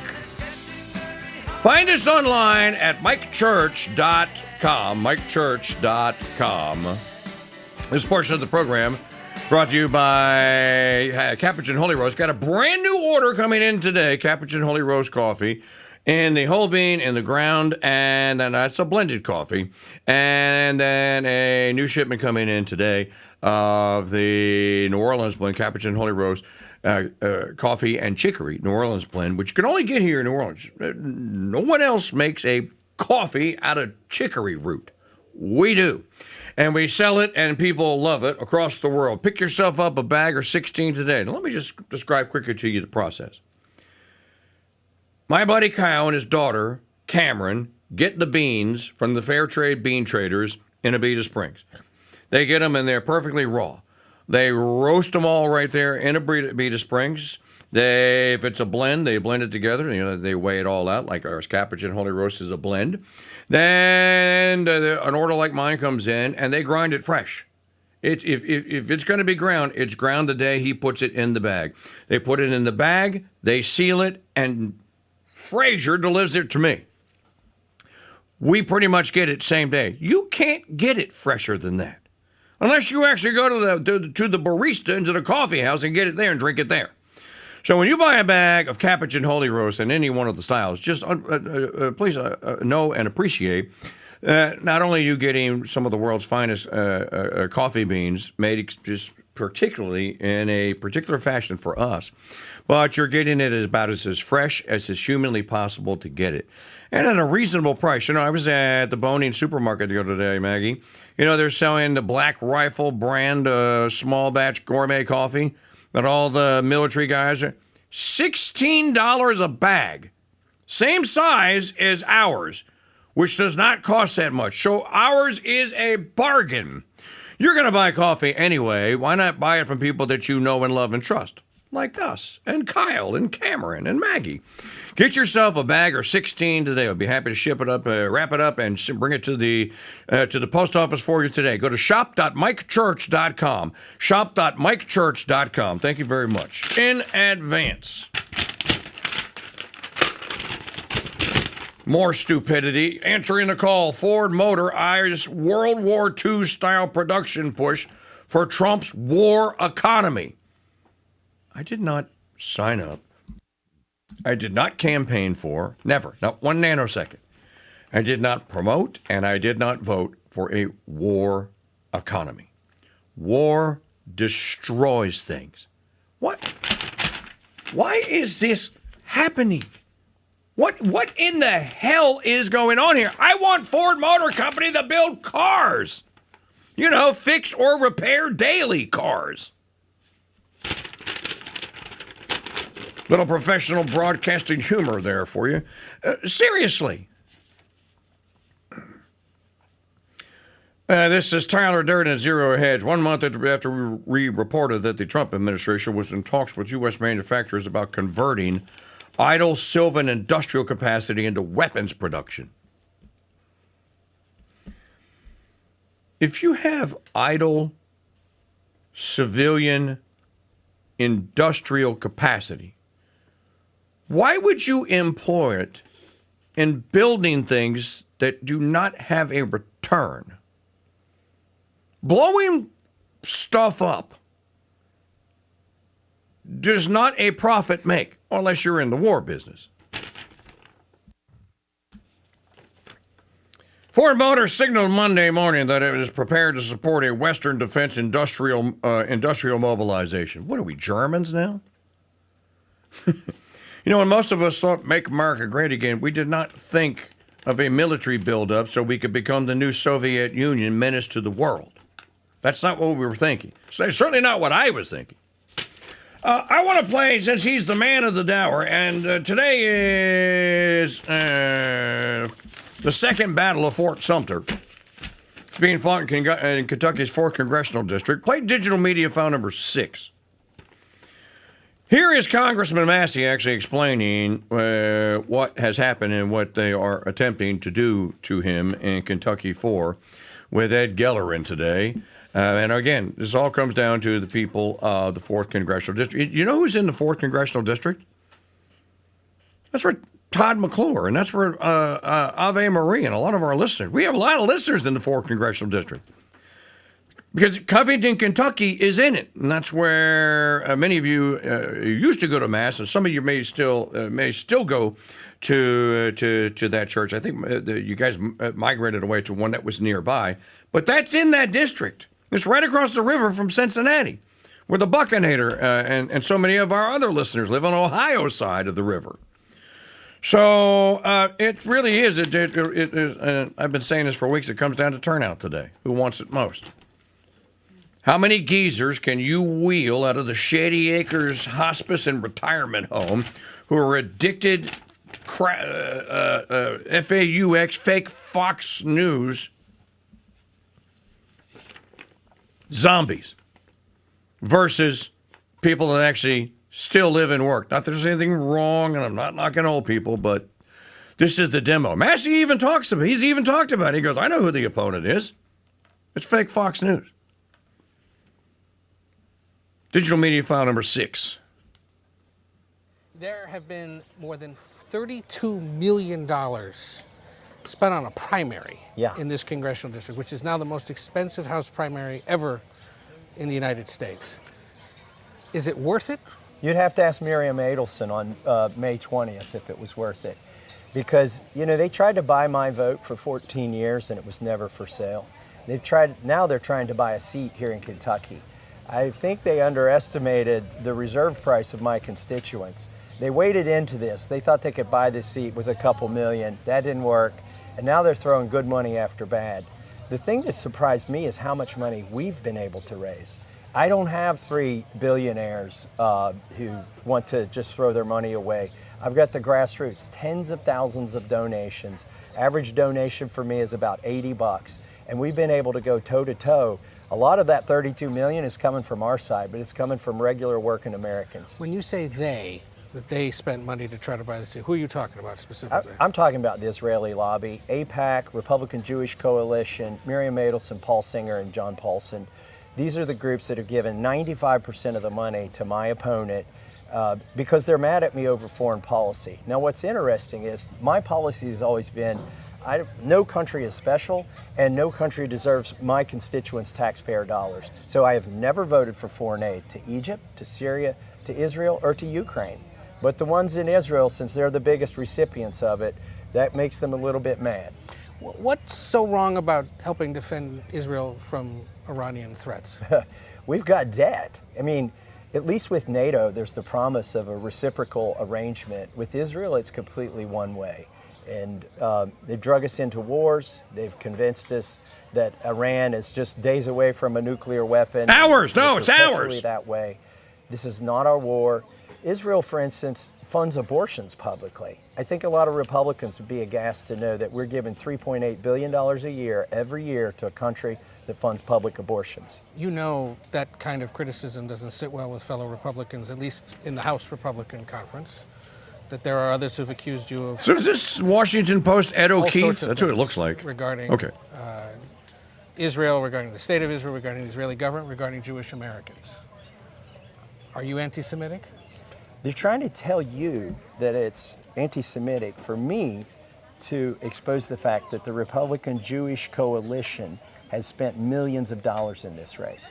That a dual citizen, Miriam Adelson, who even Trump says is more loyal to Israel than the United States, has spent millions of dollars in this race. Those are mere facts.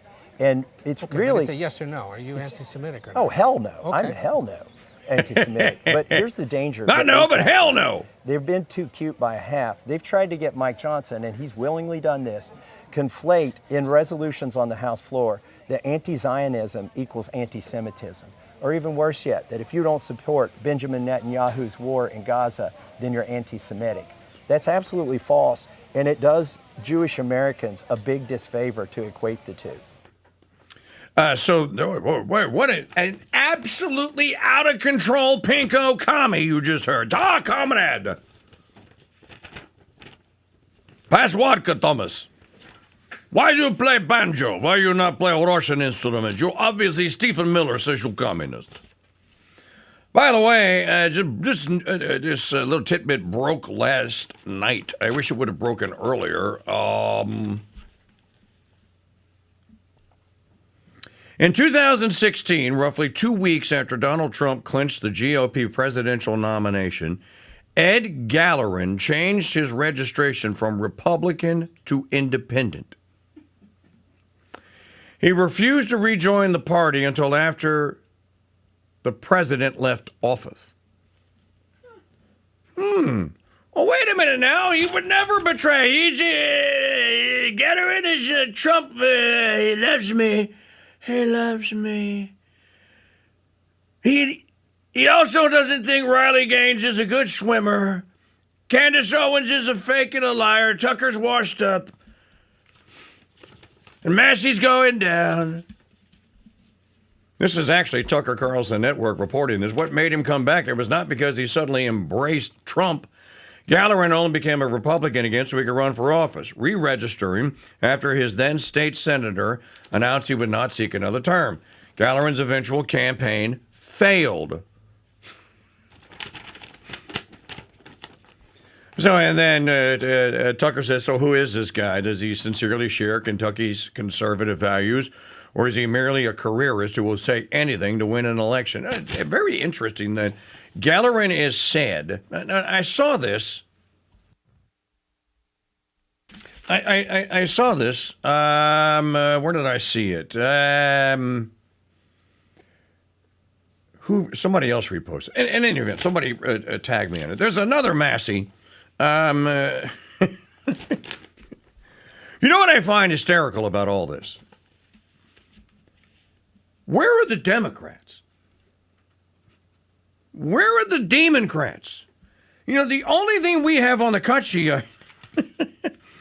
I think you have it, or did I heard you playing it, was Nancy Nazi Pelosi talking about her successor. The Democrats have just went, hey, dude, don't screw it up. Let Trump blow it for everyone. The Democrats are making the first wise decision that they have made in years by staying completely out of this. Don't you find that interesting? Very interesting, but stupid. Remember back in the day, it used to be the Laugh-In television show. Comedian's name was Artie, what was his name? Artie Goldman? Artie something. And they'd cut away from a bit on Laugh-In, a comedy skit, and then they'd cut to him and he'd go, Veh! And he'd be dressed up like a German in a military uniform. He'd go, in a German accent, he'd go, very interesting, but stupid.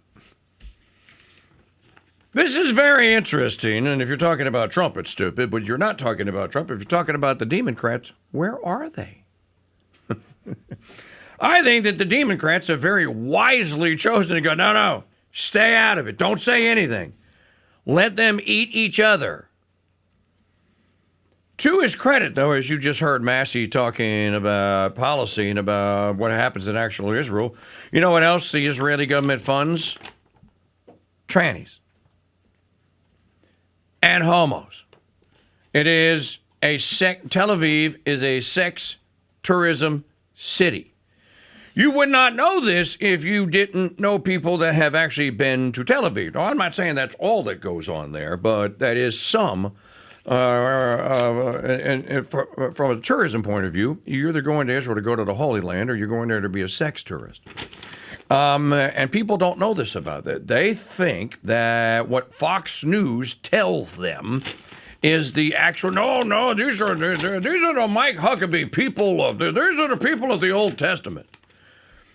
And by the way, everyone was all gaga. Trump went to this 250 kickoff party and he read from the Book of Chronicles. There's nothing wrong with the Book of Chronicles.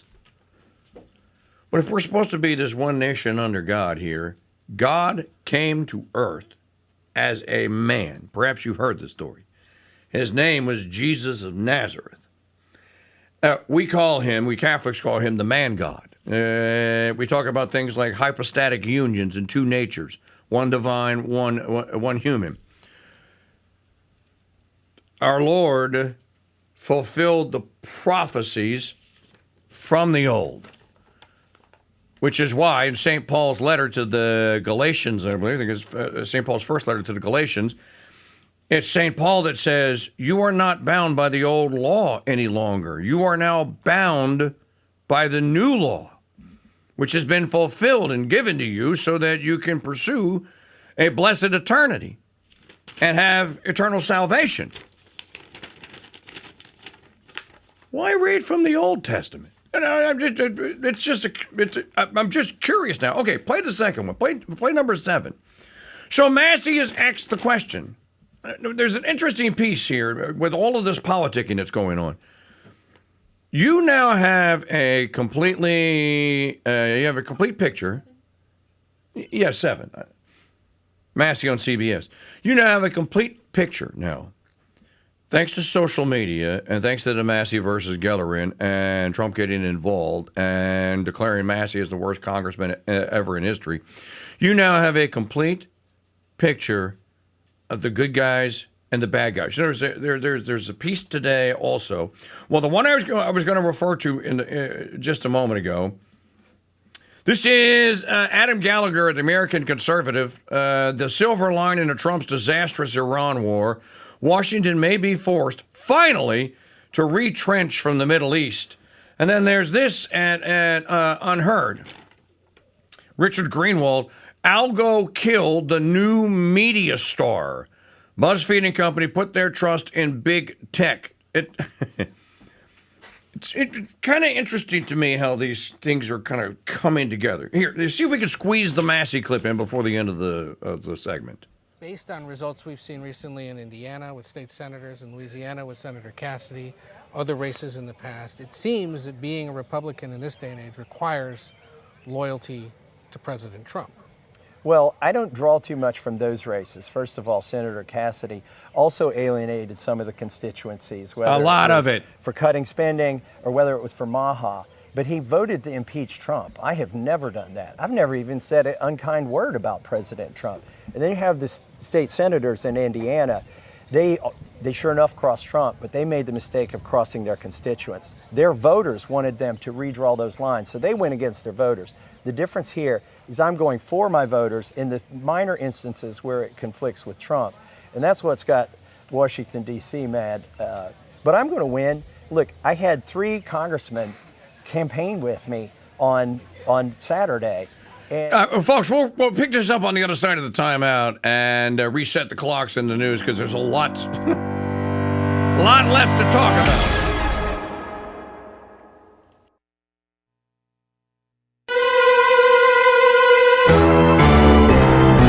It's not tape or a Post-it or a candy bar, but this new 3M is the freshest spin on true crime shows since dinosaurs were solving cold cases with fossil evidence.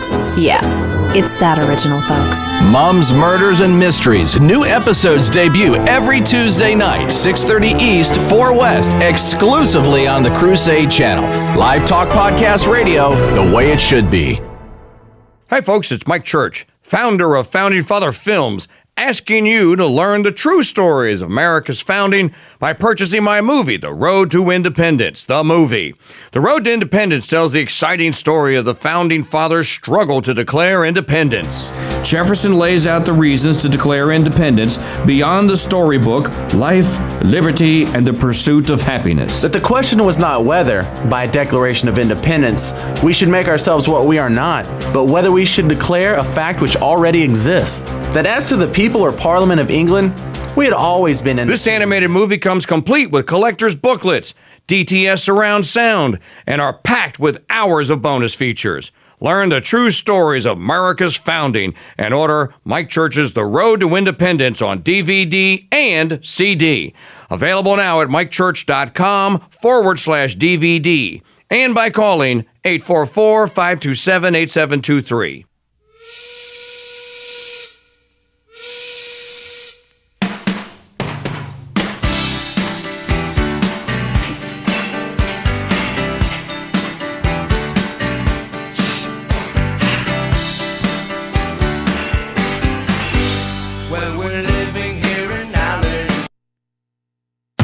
listening to the Crusade Channel, a Black Hat Studios media property, broadcasting live 24/7 from Madisonville, Louisiana, and to the world via CrusadeChannel.com. Mike Church Show News. News you can trust. Because let's face it, the truth just sounds different, like a symphony of facts. And now, here's Magdalene Rose. Hello, Red, White, and Dude Nation. Welcome to Tuesday, May 19th, 2026. I'm Magdalene Rose at the Mike Church Show News Desk. This report is brought to you by the all-new Mike Church Show website and Dude Nation membership service. Check it out today at the all-new MikeChurch.com. Here's what to listen to for this hour. The Trump administration announced on Monday the creation of a nearly $1.8 billion fund to compensate allies of the president who believe they have been unjustly investigated and prosecuted, an arrangement that Democrats and government watchdogs decried as corrupt and unconstitutional. The anti-weaponization fund of $1.7776 billion is part of a settlement that resolves President Donald Trump's lawsuit against the Internal Revenue Service over the leak of his tax returns. It will allow people who believe they were targeted for the persecution and political purposes, including by the Biden administration Justice Department, to apply for payouts, creating what Acting Attorney General Todd Blanche called a lawful process for victims of lawfare and weaponization to be heard and seek redress. The machinery of government should never be weaponized against any American, and it is this department's intention to make right the wrongs that were previously done while ensuring this never happens again, Blanche said in a statement. Congresswoman Nancy Pelosi has endorsed San Francisco Supervisor Connie Chan, a progressive with deep ties to labor unions, in the race to succeed her as the city's representative in Congress. Connie Chan is the leader best prepared to carry forward the fight for San Francisco in the Congress of the United States, Pelosi said in a letter to residents on Monday. At a time when fundamental freedoms and democratic values are under assault, we need a leader in Congress who is prepared to fight forcefully and effectively. Weeks after furthering weakening the Voting Rights Act, the U.S. Supreme Court sidestepped weighing in on a legal question that could severely limit enforcement of the law's remaining protections for minority voters. In a brief, unsigned order on Monday, the High Court announced it is sending cases about Mississippi and North Dakota's state legislative maps back to lower courts to be reconsidered in light of the recent ruling in Louisiana versus Calise. President Donald Trump continues his effort to bring Iran to the table for negotiations after Iran has dismissed President Trump's repeated efforts to hardline them into action, such as surrendering, apologizing, or making it clear that they'll do nothing to aggravate the United States any further. In National Calendar Day news, today is National Barber Day. Our quote of the day: "For our existence is to quench the thirst of Jesus. When he asked for water, the soldier gave him vinegar to drink, but his thirst was for love, for souls, for you and me." Mother Teresa of Calcutta. Membership has its privileges. American Express was right back in the 1970s. Membership has its privileges, and no membership privilege is greater to a Red, White, and Dude Nation listener than membership in the elite membership club that is the Dude Number.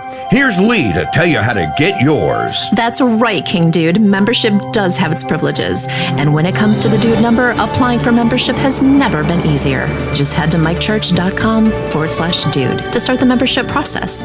Your unique and one-of-a-kind membership and all the privileges that come with it awaits you. As a member, you'll enjoy private chat groups, VIP privileges to all Mike Church Show events, early access to new Dude-geared store items, and of course, your unique Dude Number. Dude 1210 reporting all quiet on the Eastern Front. This is Mike's favorite punching bag, Dude number 13. Hi, this is Steve. My Dude number is 2112. Dude number 2004, proud member of the Red, White, and Dude Nation reporting for duty. Become a part of something bigger than any talk show there is and apply for your Dude Number today at MikeChurch.com/dude. Membership has its privileges. Looking at lifestyle and cultural headlines, our Saint of the Day. Learn more about today's Saint of the Day in today's Saint of the Day podcast at crusadechannel.com/saint. The Treasury Department's top lawyer resigned on Monday as the government announced a controversial settlement with President Trump, according to people familiar with his departure. Brian Morrissey joined the Trump administration last year as President Trump's pick to be Treasury Department General Counsel, after previously serving in the agency and the Justice Department during Trump's first term. U.S. Senator Bill Cassidy of Louisiana on Monday defended his vote to convict President Donald Trump on impeachment charges 5 years ago, saying he would rather be remembered for standing up for his principles, even if it ended his career in the Senate. That may have cost me my seat, but who cares? I had the privilege of voting to uphold the Constitution. Isn't that a great thing? Cassidy said to reporters on Capitol Hill 2 days after he lost his re-election bid in a GOP primary. When I die, if that's put on my obituary, he voted to uphold the Constitution. I'll figure that's going to be a better obituary. Despite having a voting record in the Senate that was closely aligned with Trump's agenda, Cassidy lost his primary on Saturday in large part because of his support for convicting Trump on charges of inciting an insurrection on January 6, 2021. Almost all of the Republicans who voted at one point to impeach or convict Donald Trump are no longer in Congress. Trump has sought to vanquish his perceived foes following those votes through primaries. Still, Cassidy said he certainly thinks there's room for dissent in the GOP. I disagree with the administration. They've had some bad policies regarding vaccinations. It's been pretty clear I disagree with them, said Cassidy, a physician who has clashed with Health and Human Services Secretary RFK Jr. over his vaccine policy. Minnesota homeowners could get a one-time property tax refund, but they will have to apply for it. State lawmakers said homeowners making less than $143,000 a year qualify for the one-time $173 tax credit. I'm Magdalene Rose for the Mike Church Show and the Red, White, and Dude Nation, because ethics in broadcasting matters. Hey folks, these days when it comes to all things that taste good and keep us happy and well fed, more Americans than ever are looking for homegrown, small batch, made from all natural, American ingredients, cooking products and spices. Well, in 2009, me and two buddies decided if we were going to keep entering barbecue cook-off competitions, we needed our own rub. And after 5 years of trial and error, heartache and sweat, and a couple of fistfights, we finally settled upon the seasoning that you have come to know and love, my world-famous Beast and Butt Rub. And I still offer each backyard grill master and indoor range ruler my money-back guarantee. If you don't love and think that my Beast and Butt Rub is the best and most essential spice in your arsenal, I'll buy it back from you. Wow, that's one heck of a guarantee. A guarantee that I can personally tell you the KingDude will not have to honor with me. Because not only am I a spokeswoman, I am also one of those range-ruling chefs. Get your bottle or case of 12 of Beast and Butt Rub today at mikechurch.com/rub. That's mikechurch.com/rub.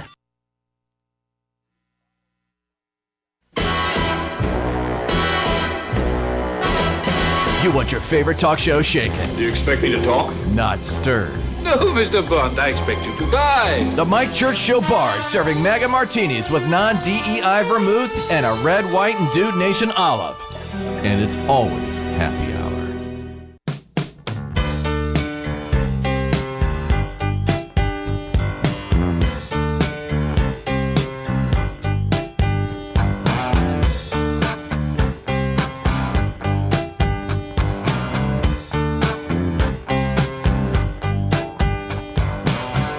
Saw a werewolf with a Chinese menu in his hand, walking through the streets of Soho in the rain. He was looking for the place called Lee Ho Fooks, gonna get a big dish of beef chow mein. Ahoo, werewolves of London. Ahoo.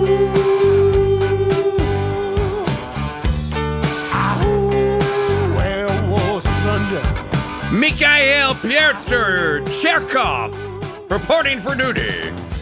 You hear him howling around your kitchen door. That's my Stephen Miller communist name, Mikhail Piotr Cherkov. Werewolves of London again. It's Fort Sumpter all over again. Kentucky's 4th Congressional District. Big election today for the primary seat.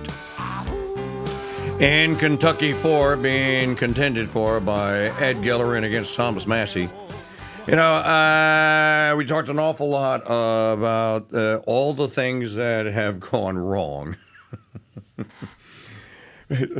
Since January the 20th, or January the 21st is when it all began in earnest. January the 21st of 2025, lots of things. There were things that were going right. And then it all started to kind of proverbial hell in the handbasket here. I was reading this at the New Teanock Tatelon Times. Now, for those of you that are not fellow comrade commies, as Stephen Miller calls us now, that is the New York Times. Style of the article is Trump threatens Iran and then pulls back all in the same day.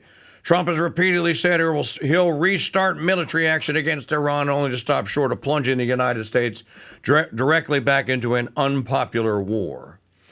It's almost as though he revels in it being unpopular because it's him against all of us. He can't stand for re-election.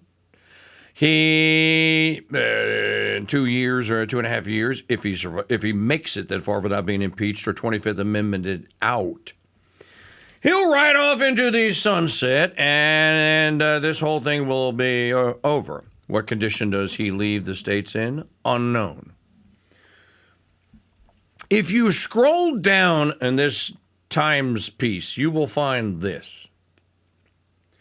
Some U.S. officials caution that Trump's public pronouncement could be a form of misdirection and that he could still move ahead with strikes. The officials noted that in February, American and Iranian officials planned a round of negotiations just days before the United States and Israel started the war. Now, wait a minute. Now, it's not a war because you can't start a war without congressional authority. You can only invoke the War Powers Act and invoke a defensive action, right? Now, this is not me. This is what the War Powers Act says. And every president that's ever come along says it's unconstitutional. Well, then why does they obey it? They take an oath to protect and defend the Constitution. Why don't you just say, well, no, it's against my oath. I'm not going to use the War Powers Act. I won't do it. If you want me to attack those Iranians, you're going to have to approve it, Congress, which is the way it ought to happen.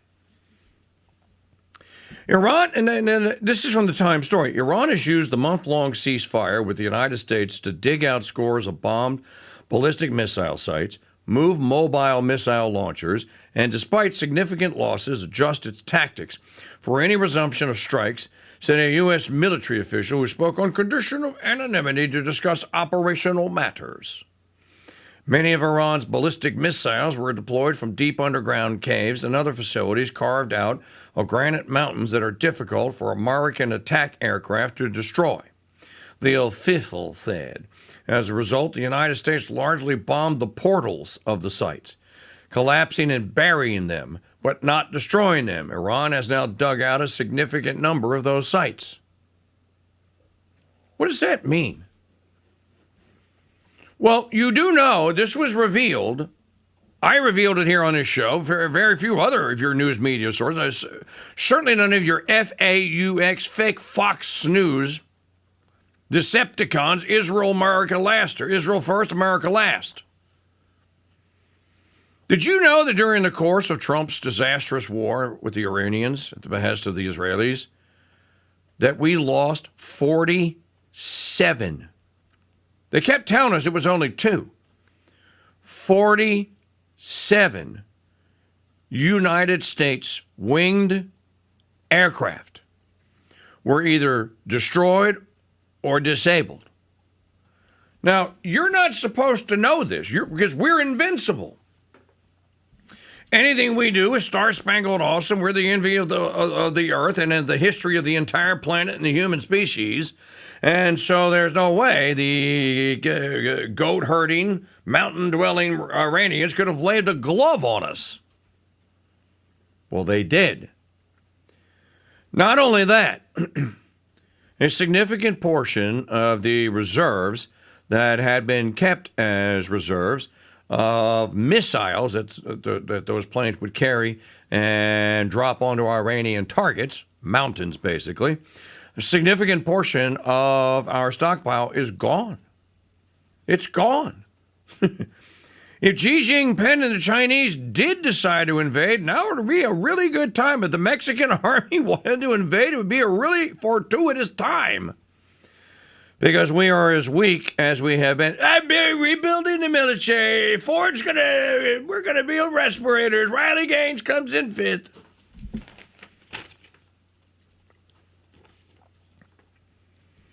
And the story continues. Iranian commanders, possibly with Russian help, studied the flight patterns of American...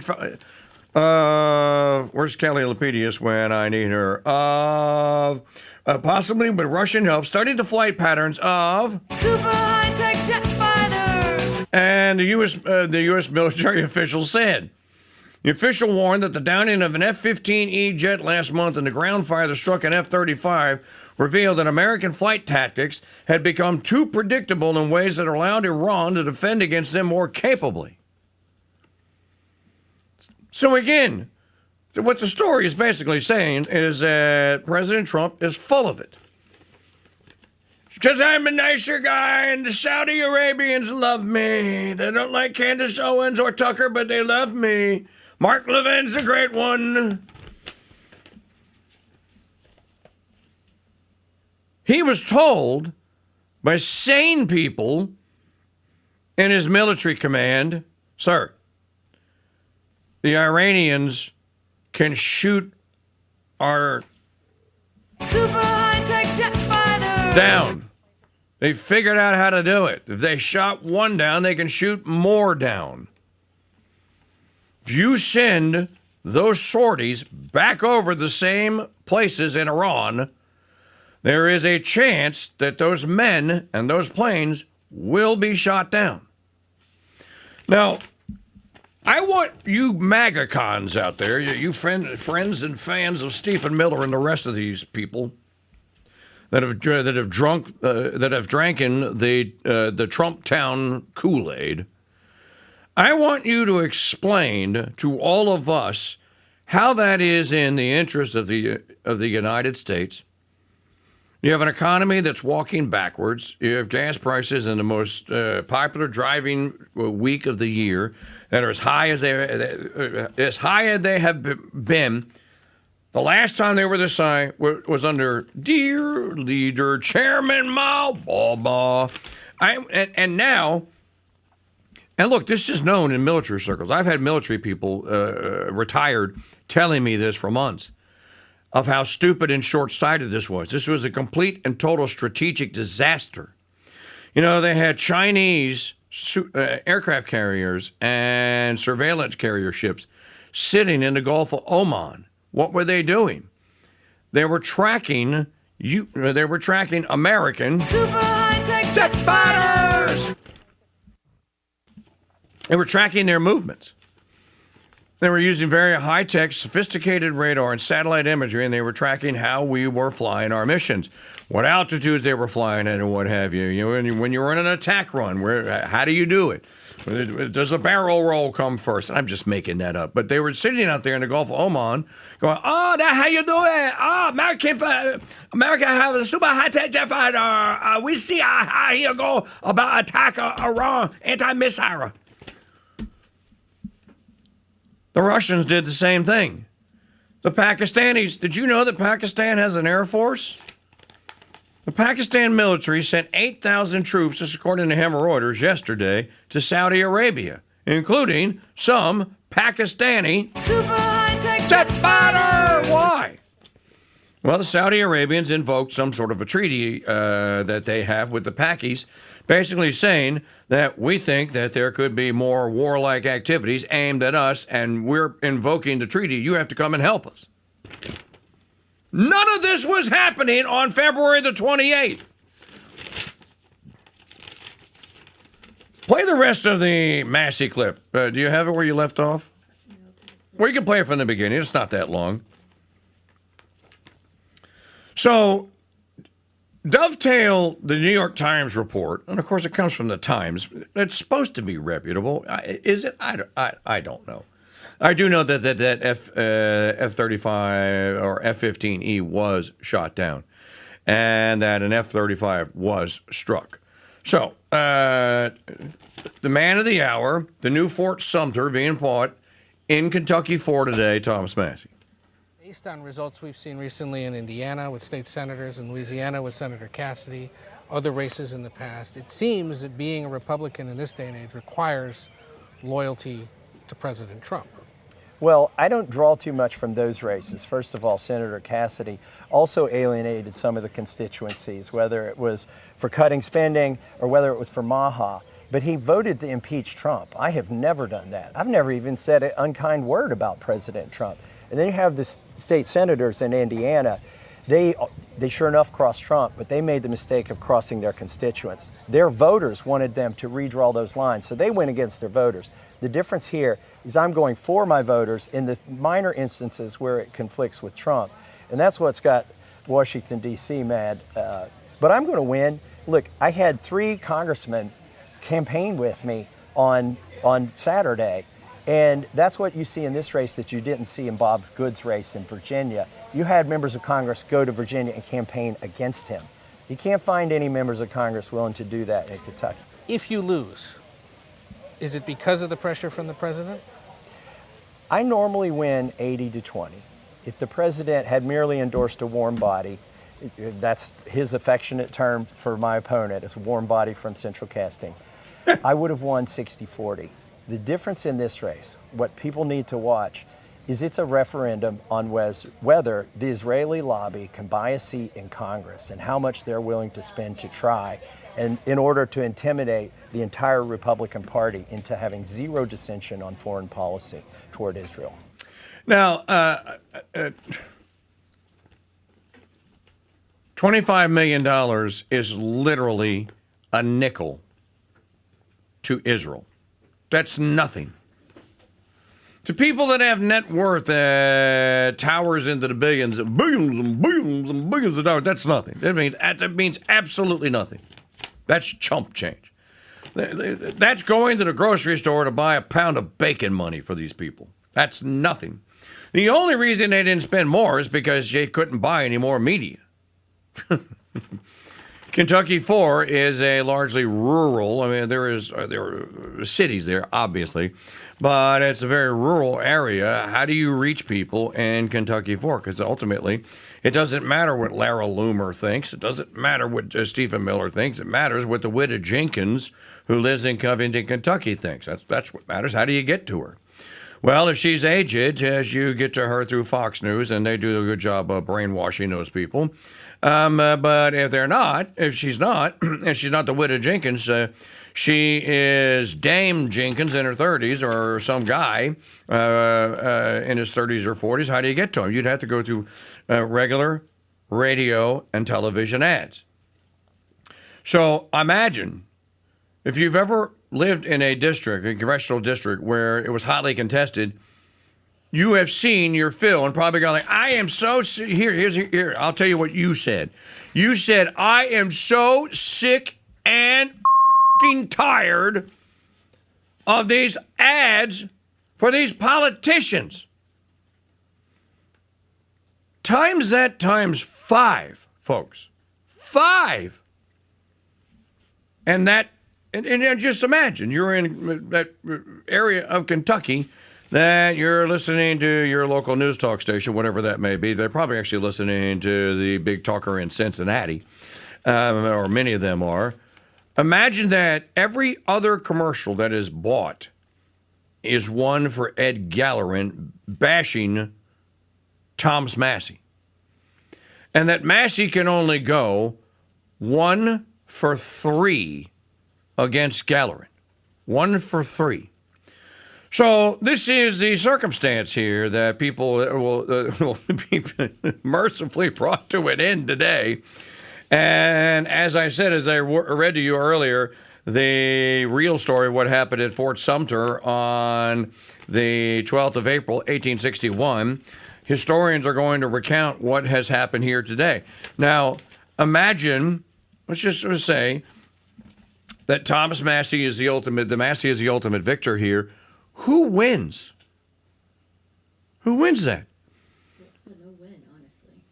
No, it's no. Well, I think you don't. No, there's a victor. Well, there's a victor to some degree, but you have Democrats that have come out pro Thomas Massey, right? And then you've got Trump and his entire cabinet coming anti-Massey. So if Trump wins, the Democrats are going to see it as their win. I mean, if Massey wins. And if Massey loses, Trump's going to see it at his big victory lap. At the end of the day, conservatives lose. So it's only been a few. Yeah, it's only been a few Democrats. I think that what ultimately, to the victor go the spoils. I think that ultimately that who wins here when Massey wins tonight, and I think that he will. I could be wrong, but I think that he will. If Massey wins, or when Massey wins tonight, this is a stinging, crushing defeat for Trump towners. You put all of your eggs, and you didn't just go after Massey, you went after me. You went after fine artist Sierra Dante, who's very active on X. You called her a commie, Stephen Miller. You went after Maggie. You went after, so many. You went after Scott Resnick is on Twitter. I'm just trying to think of some of our listeners that I see often in the Twitter. The Buccinator, for example, although he's not in that district. You went after him. And you didn't just go after us. You came after us in a vicious manner, wishing bad things upon us. You want evil outcomes here. You know, this reminds me, this is a good point when people say, yeah, well, what's your solution? Catholic confessional state. Really, that's that's my solution. But you can't have that. Why not? As Steve Cunningham pointed out to somebody yesterday on Twitter who was droning on endlessly about it, we want our separation of church and state. No such thing. And if there is a separation of church and state, it is so that the churches of you and and what the church, that's the Catholic Church, what it is required by doctrine and dogma to defend. When she does so, the state cannot contravene, cannot overrule, cannot say, well, null and void, we're striking you down. You violated this, you violated that. And then people go, so you want a theocracy? There was no theocracies in Christendom in the ages of faith. And when that magnificent culture that everyone talks about that we wish we could get back to was being developed. Here, there is a very interesting story from Rod Dreher today on his blog. Ortho Bro Revenge Porn and Digital Stoning. So everyone thinks that all the problems in all organized religion are all in the Catholic Church. Fine. I'm glad that you acknowledge that we are at the top of the Christian food chain. As I have said, and as many others have said, well, that's because you don't read. You don't read. Yeah, the church is the priest and the pet. Oh, dude, you don't even want to go sexual scandal. You'll lose. As a percentage, not that I'm defending it, as a percentage, the priestly population that is guilty of these heinous, obscene, mortally sinful crimes is much smaller in comparison to any of the other organized Christian religions. Now listen to this. Dreher's pointing out that apparently the Ortho Bros have their own Nick Fuentes. I didn't know this. So there's a woman, he says, it began on May the 13th with this article posted by an Orthodox woman named Catherine, complaining about how difficult it is to date men within the Orthodox world. And then she tells her story, which I don't have time to go through. Catherine polled 41 Orthodox women she knew to ask about their dating situation in the church. And she said 63% said they had been approached at church. And my follow-up question was, why did things not work out? Top reasons: lack of physical attraction, poor hygiene, age, life stage differences, lack of social skills, made her feel uncomfortable, personality mismatch, too ortho bro and extreme. What she's describing here is a scenario under which some traditional Catholics found themselves. And this is what happens. These young men find themselves in a world that is lived completely out of reality and out of touch. It's lived online in a fantasy world. It's not real life. You want your talk radio shaken. Too many free radicals. Free radicals, sir? Too much red meat and white bread. And too many dry martinis. Not stirred. Then I shall cut out the white bread, sir. Truth never dies on the Veritas Radio Network's Crusade. Hello, Red, White, and Dude Nation. I'm Magdalene Rose at the Mike Church Show News Desk with your crucials for Tuesday, May 19th, 2026. Here's your In the Market report. U.S. stocks were mixed on Monday after President Trump said he would delay military action against Iran. Meanwhile, a rise in Treasury yields kept stocks under pressure as investors turned their focus to a week centered on NVIDIA earnings. The S&P 500 fell just below the flat line, while the Dow Jones Industrial Average rose 0.3%. The Nasdaq Composite traded at 0.5% lower. The 10-year Treasury yield climbed above 4.6% on Monday, indicating that the Federal Reserve may need to hike rates to tame inflation. A rally in oil prices has stoked inflation jitters. Brent crude futures topped $110 before retreating slightly after President Trump said he would hold off on a planned military attack of Iran, which was scheduled for tomorrow, and that serious negotiations are now taking place. Investors will get insight into the impact of inflation on consumer spending this week in an earnings report from a host of retailers, led by Target on Wednesday and Walmart on Thursday. This report is brought to you by the all-new Mike Church Show website and Dude Nation membership service. Check it out today at theallnewmikechurch.com. I'm Magdalene Rhodes with the Mike Church Show and the Red, White, and Dude Nation. Hi, folks. It's Mike Church, founder of Founding Father Films, asking you to learn the true stories of America's founding by purchasing my movie, The Spirit of 76. The Spirit of 76 details the true story of the writing and ratifying of the U.S. Constitution. And here I would make this inquiry of those worthy characters who composed a part of the late Federal Convention. Sir, give me leave to demand, what right have they to say, we the people? Who authorized them? This animated movie comes complete with collector's booklets, DTS surround sound, and is packed with hours of bonus features.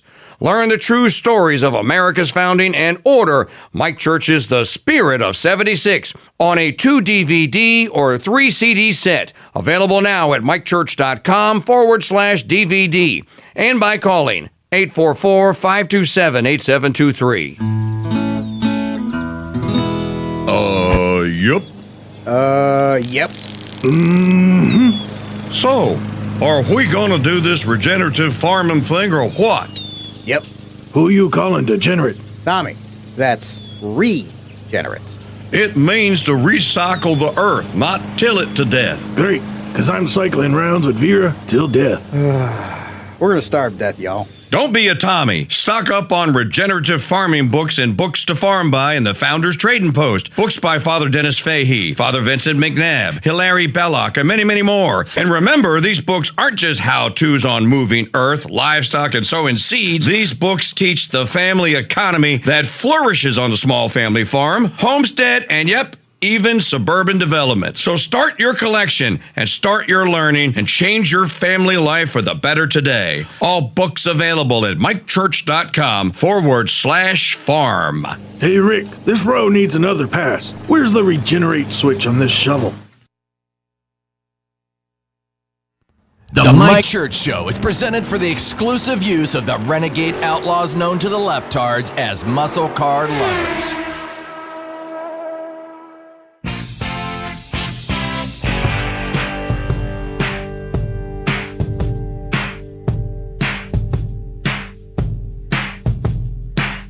Somebody's gonna hurt someone before the night is through.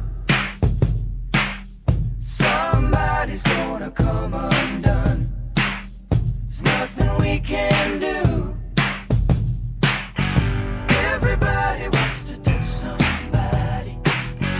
If it takes all night,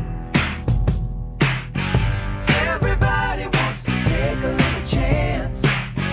Make it come out right.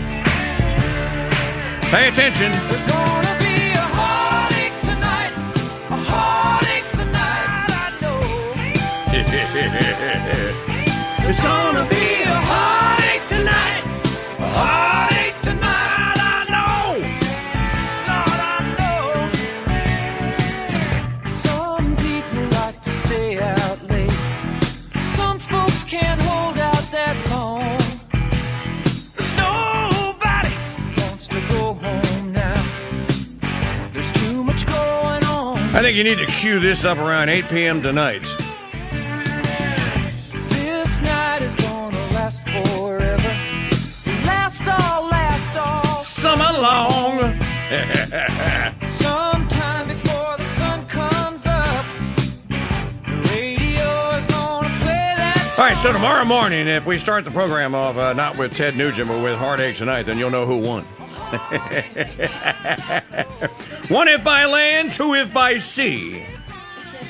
Mike Church Show here on the Ethics and Broadcasting Network, asking you to join us. This portion of the program brought to you by the Dude Nation Metal Membership Service. Choose bronze, silver, gold, platinum, father, or rhodium elite levels membership and get all the benefits of membership. And there are a lot of them, and they are going to increase as we continue to develop the Dude Nation Metal Membership Service. But you can get in the door for just $10 and become a bronze level member. That is the Betsy Ross flag level. The silver is the Spirit of St. Louis, Charles Lindbergh level. The gold is the American Eagle level. The silver father is the St. Cabrini level, and Francis Xavier Cabrini. And the Rhodium Elite is the Robert E. Lee. Yes, we named a membership level and put Robert E. Lee's visage on the coin.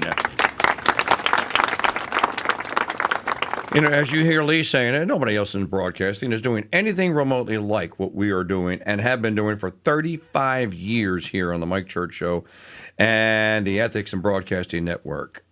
You can trust us. We make mistakes from time to time, but we don't have to do an awful lot of retractions. And we do that because we don't like doing retractions. And we like to remain stable, steady. So you can count on us. We'll be here every weekday morning from 6 to 9 a.m. I think that's worth the price of admission in and of itself, because there's nothing else like it on TV or radio. So support us. We need your supporters. A lot of people giving lots of money to Ben Shapiro. You know, there's all sorts of stories being written now about the end of the Shapiro media empire. I don't believe it for a nanosecond, which is why I haven't done the story.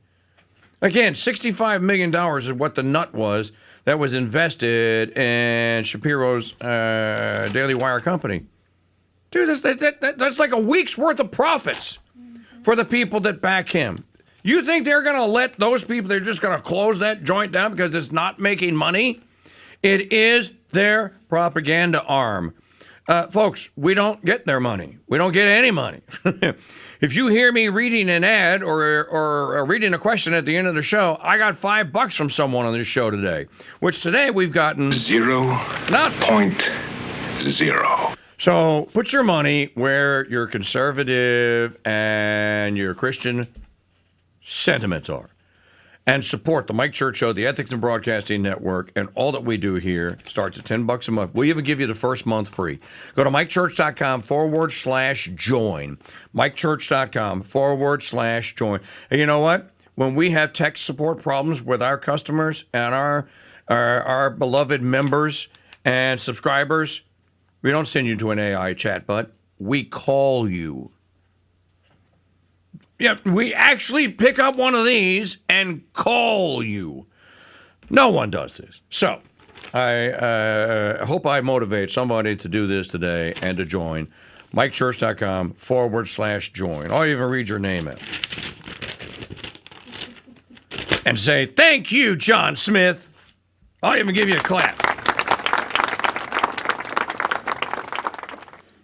I am reading this, going back to Roger again. You know, after you've done this for as many years as I have, you have to develop some kind of what they call a thick skin. You have to, know that people are going to disagree. And in the social media, now it used to just be they'd have to write you a letter. Or they'd call you and scream at you on the phone. Okay, fine. On social media, they could just take sniping shots at you from a distance and never leave their keyboard. This is a problem. Young men actually need, I'm going to say this in context, if you have children, small children in the room, turn the volume down for 5 seconds and come back now. Young men need to have their asses kicked. Okay, moms, welcome back. There's only one way you can do that. In person. A tongue lashing over a computer screen is not a butt whooping. They need to feel the sting of defeat. You know, the ABC Wide World of Sports, remember the spanning the globe to bring you the constant variety of sport. This. Spanning the globe to bring you the constant variety of sport. The thrill of victory. And the agony of defeat. Just look great, Jim McKay. And he was great. Doing the voiceover on. This is ABC's Wide World of Sports. Young men are tempered by being in a tempest. Young men are tempered by being in competition. Young men are tempered and made honorable by doing things with honorable older men and being shown the way. You can't do it from a keyboard screen. You can't. It won't work. It doesn't work. Look around you. It's not working. You know, it used to be that girls used to have to practice the Heisman maneuver. Especially cute girls, because they'd have to fend off all the young boys who were after their charms. These days, the girls sit around and complain that the boys aren't interested. You know why? Because they have become shut in, locked in, incel, cult of personality, adoring losers.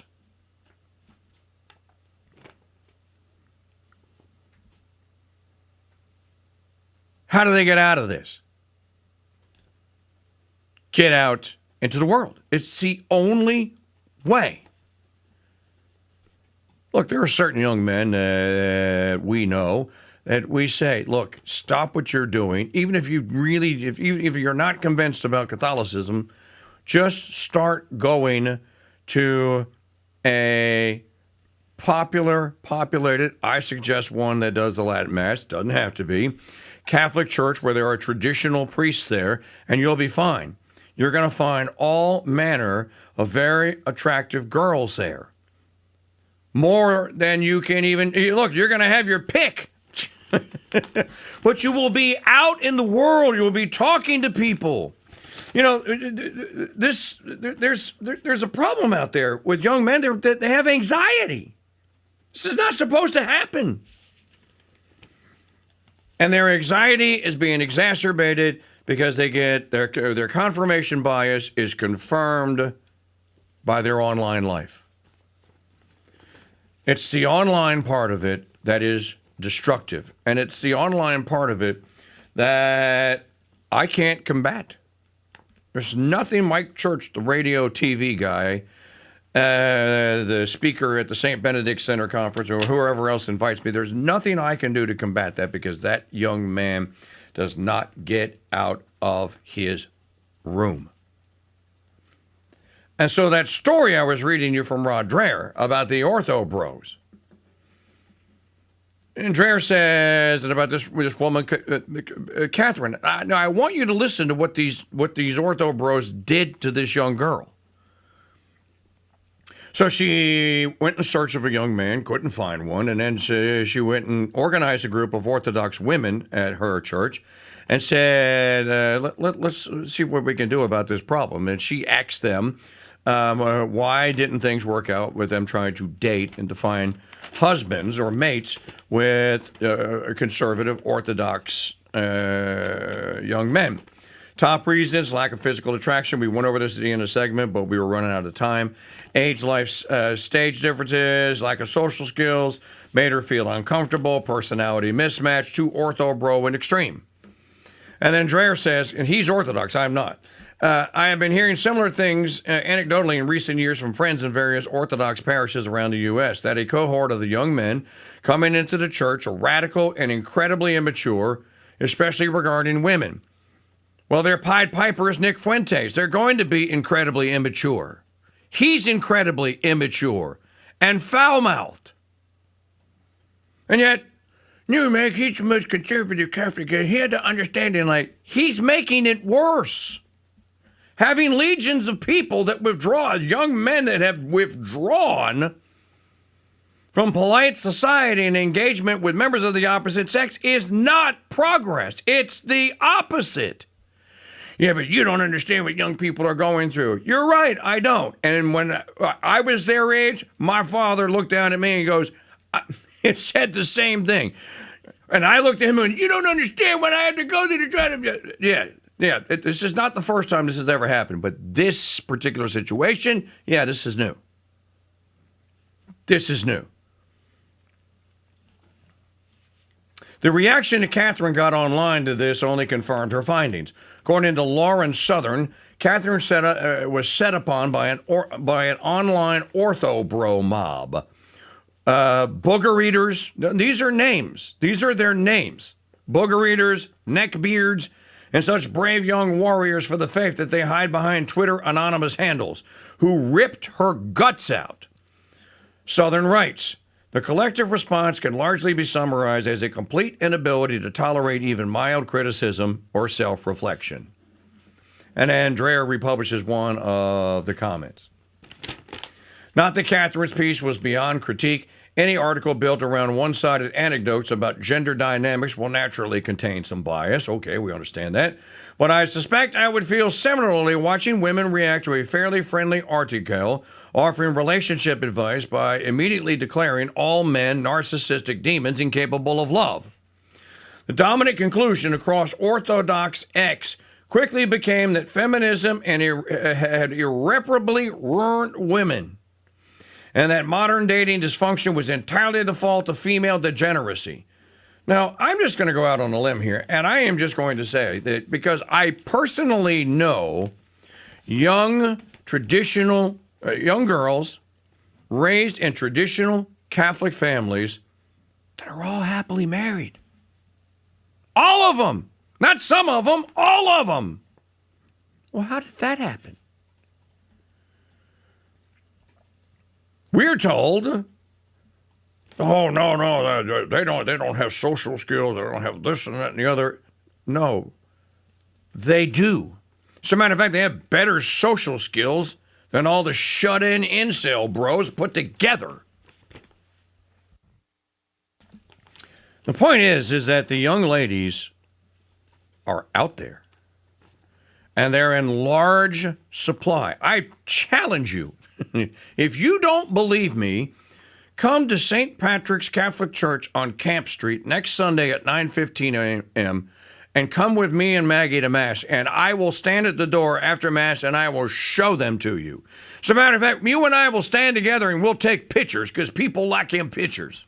And I will show you the veritable army. It's a harem of available, pretty young girls. That's just one community. You know what there isn't?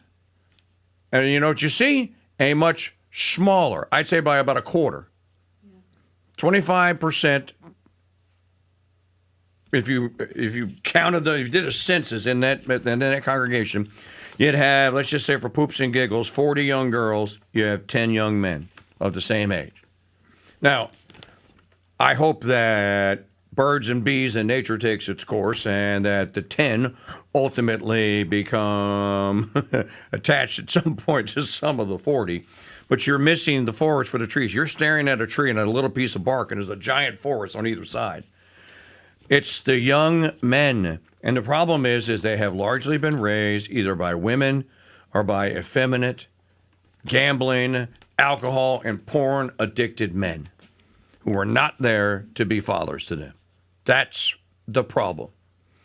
Now, can some of this be undone? I'm sure it can. We're humans. We are capable of change. And especially if you commit your life to something that is higher than you, namely the faith. Let me just read a little bit more of the story. The initial leaker was a story from Roger Ayers' blog. The initial leaker was an account called John Smith DZ7, who later claimed he was essentially forced to leak the images because Catherine would not respond to his messages, which is, of course, an extremely normal and emotionally healthy reaction to being ignored by a woman online. He somehow got pictures of her in her undies, and he doxed her. Who does this? And there is almost like this cathartic sickness out there that some of these young men think that they can be made whole by destroying the reputation of the young women. I mean, just viciously and violently. That's not what gentlemen do. You know, when people ask me, hey, what's with the dress? Why are you all dressed up? I'm like, why doesn't everybody dress like me? Sometimes I'll say, well, I work in broadcasting and I'm in front of a camera. Like, oh, that explains it. Or sometimes it's like, well, how come everyone isn't dressed like me?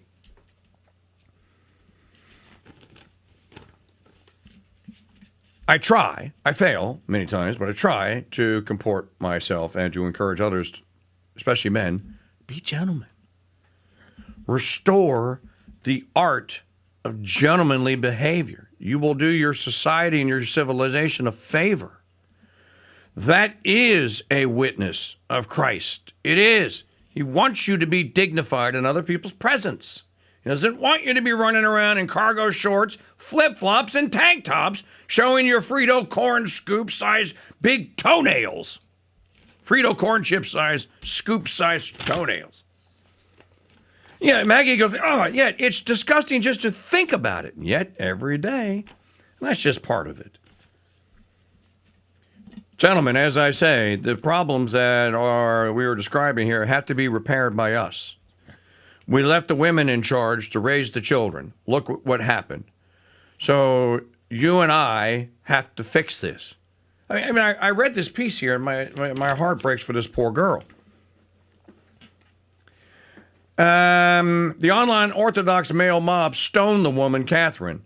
And this is from the reporting on it. But the story continued escalating until the source of the leaked image itself was uncovered. An ex-boyfriend of Catherine's, known online as Right-Wing Man, had allegedly shared the image privately with a friend who then leaked it publicly onto X. As the controversy grew, he inserted himself directly into the discourse with a lengthy statement attempting to justify the situation. In it, he framed the public humiliation of his ex-girlfriend not as gossip or cruelty, but as a kind of moral warning for the Orthodox community. What? Miss Southern posts screenshots of the ex-boyfriend's post, then comments, the poor man, you see, bravely attempted to pump the brakes before tragically succumbing to the devastating temptation of an attractive woman sending him revealing photos during a flirtatious relationship. Naturally, the only moral solution afterwards was to help leak those images online and publicly humiliate her for the protection of Christian society. Truly heroic stuff. She's being satirical. This is not chivalrous. And it's not behavior becoming of a young Catholic or Orthodox or Christian man. It just isn't. So who is telling them that it is? Well, I can tell you this. It certainly is not me. And it is certainly not anyone that shares these airwaves here on the Ethics and Broadcasting Network, because I wouldn't allow it. So who's doing it? I and you, well, we know some of the suspects of who's doing it, but then you have this other part of this culture here that you just can't put the finger on because they're amorphous. You can't identify them. I had a conversation yesterday. Me and Jim Mosier talked for like an hour. And Mosier and I were talking about something that, by the way, vote on what you want to hear. This Thursday night throwdown is going to be epic. You're all coming because none of you have to work the next day. And if you do, you're going to have to suck it up. 6 p.m. Central right here on the Crusade channel or at MikeChurch.com. Thursday night throwdown. So you have a choice of 3. Maggie, you had the link to the poll. Please go and vote in the poll. So Mosier and I were having this conversation, and we were starting. He goes, I started dating this girl. I have a girlfriend, and she and I were on YouTube the other night, and she was asking me about my career and stuff. And he said, so I wanted to show her some of my best work. So naturally, I went to your YouTube, Mike. I was looking for old stuff that you and I did. And he found a couple of videos. Then he was telling her about what he and I and Alan Grossman and others who worked in the Mike Church Show band and on the Mike Church Show back in the day, of the things that we learned by coming up the hard way and working hard at this vocation and this art. It's an art of broadcasting and sound and video production. And then he and I talked about this, and I only say this as a sidebar because some of you older guys, you geeks will appreciate this. We started talking about audio processing. Is Tar Heel Militia in the chat room by any chance? Yes. Okay. Brian, this is you, Brian. I'm talking to guys like you. You'll know exactly what I'm talking about. It used to be back in the day that when you were doing audio production, and this is where this person who is called a mastering engineer comes in. When you were doing audio production, what you want the listener to ultimately get when they buy a record of yours or a tape or however it comes, a recording, what you want for them to have is the best possible listening experience. That no matter if they're seated like this and I'm staring right at you, or if they're seated over here and their left ear is turned a little bit, or if they're over here and their right ear is turned a little bit, and you want them to have the best listening experience. And so that they hear the artistry that went into you making the record or the documentary that we made. And, you put a lot of time and effort and energy into it and into sound processing. And one of the things that you don't want to do, and you never want to do this, and I hear it all the time. If I listen to 6 podcasts today, I'm going to hear it 6 times. And it burns me. And it was burning Jim Mosier.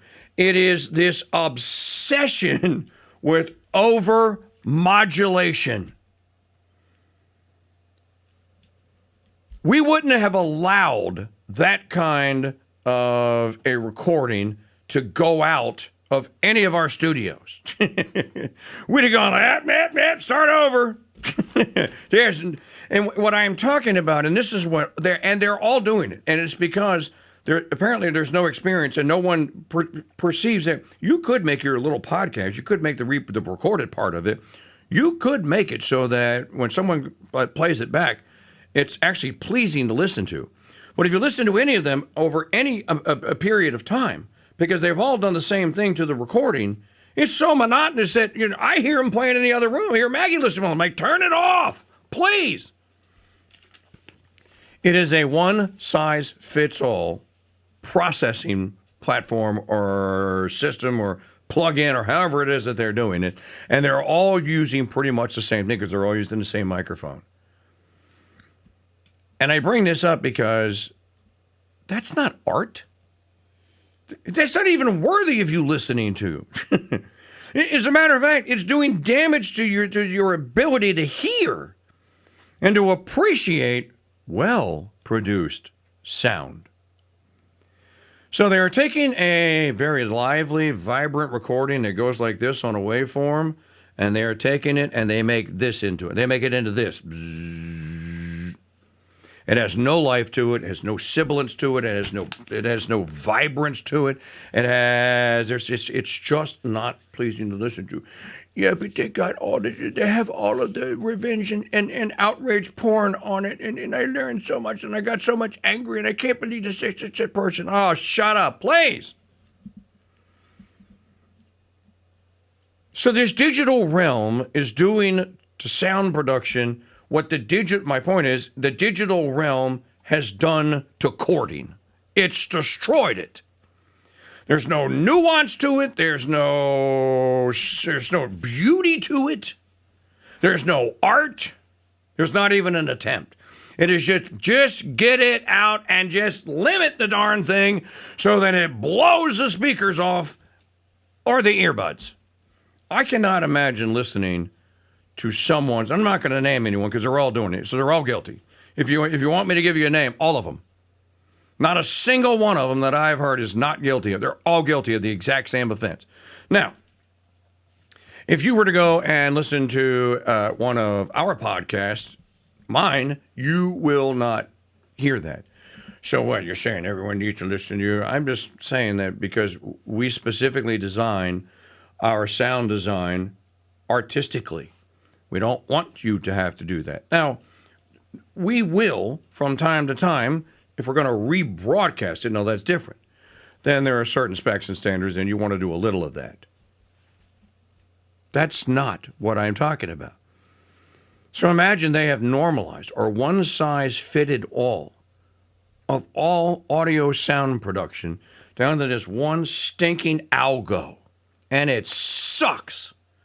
It's awful. And they've done the same thing. All these big media companies have done the same thing to male-female relationships. And unfortunately, it has affected the boys worse. You know, the boys have really taken a beating the last 40 years. They had the predominant amount of cases of autism, of being poisoned and suffer autism. And now they have all been made into into anxiety bots. They've withdrawn from society and what have you here. We've done a horrible, horrible thing to the boys. And we need to recognize it. We need to recognize it and stop it. Stop it. You need to stop. We all collectively. It's not me screaming at you. I got to do it too. Stop it. So, at the end of this, and Dreher says you need to read the whole thing. Catherine has deleted all of her online accounts and has apparently gone into hiding online.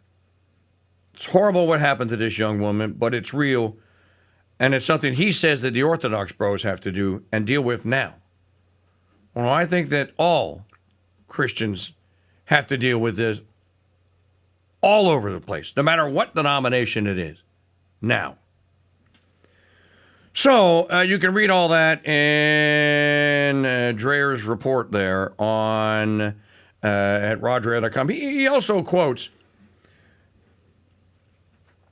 a year ago, an English Orthodox Bishop Irenae released a powerful statement against young men who come into Orthodoxy expecting it to be the manosphere at prayer and so forth. And he says, we live in a culture where too many people, including people in our own church, turn to the media, whether it be traditional or social media or other things, and think that they will find there some accurate echo of the church's teaching.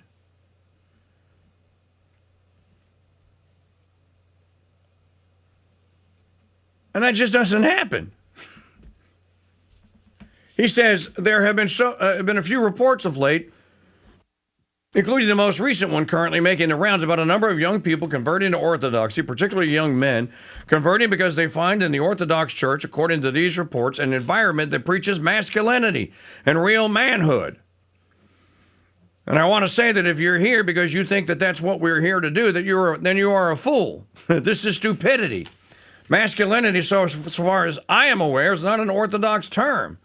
It's not a term that has any traditional place in Christianity. It is a term embraced by the secular world because this world has rejected normal concepts of humanity, in which, of course, there is male, and there is female, there is child, there is adult. These are simply human beings, but because the world has lost sight of the basics of what it means to be human, it is forced to respond to the lack of clarity it has pushed on itself by fostering these concepts of femininity, masculinity, and so on. None of this has anything to do with the teaching of Jesus Christ. Although I would say the Orthodox call their priests patriarchs, I think, or in this case, a bishop. I would say, Your Excellency, I just slightly disagree with you. Our Lord, Jesus Christ, was the epitome of masculinity. When he was called upon to bear the chalice of his passion, he made one appeal to his Father. Lord, oh Father, take this chalice from me. If it be possible, take this chalice from me. There was no answer from heaven, and so, okay, that's what I came here to do. I was sent here, and he did it without complaint. The only complaint of the whole night was when he complained at Peter and James and John and asked them how come they weren't manly men and why couldn't they stay awake with him. So I think that the example of our Lord during his passion and the time leading up to it is extraordinarily masculine, extremely. Sacrifice is at the center of chivalry. You do things on behalf of other people knowing that it may cost you your life, might cost you your reputation, may cost you some dollars. But you do them anyway because they are the right thing to do. So in any event, it was an interesting thing to read, interesting and sad to read, and that if this is happening in the Orthodox world, I'm sure it's happening in the Catholic trad space at some level. As a matter of fact, I know it is. Finally, before we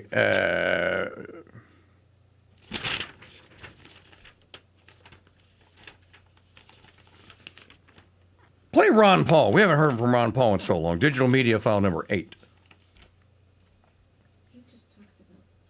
Or he just talks about Massey. There's no. He just talks about the race. I didn't hear it. Yeah, he just says it's going to be a tough. Well, how about Mark Halperin? Same thing. Well, he's a little.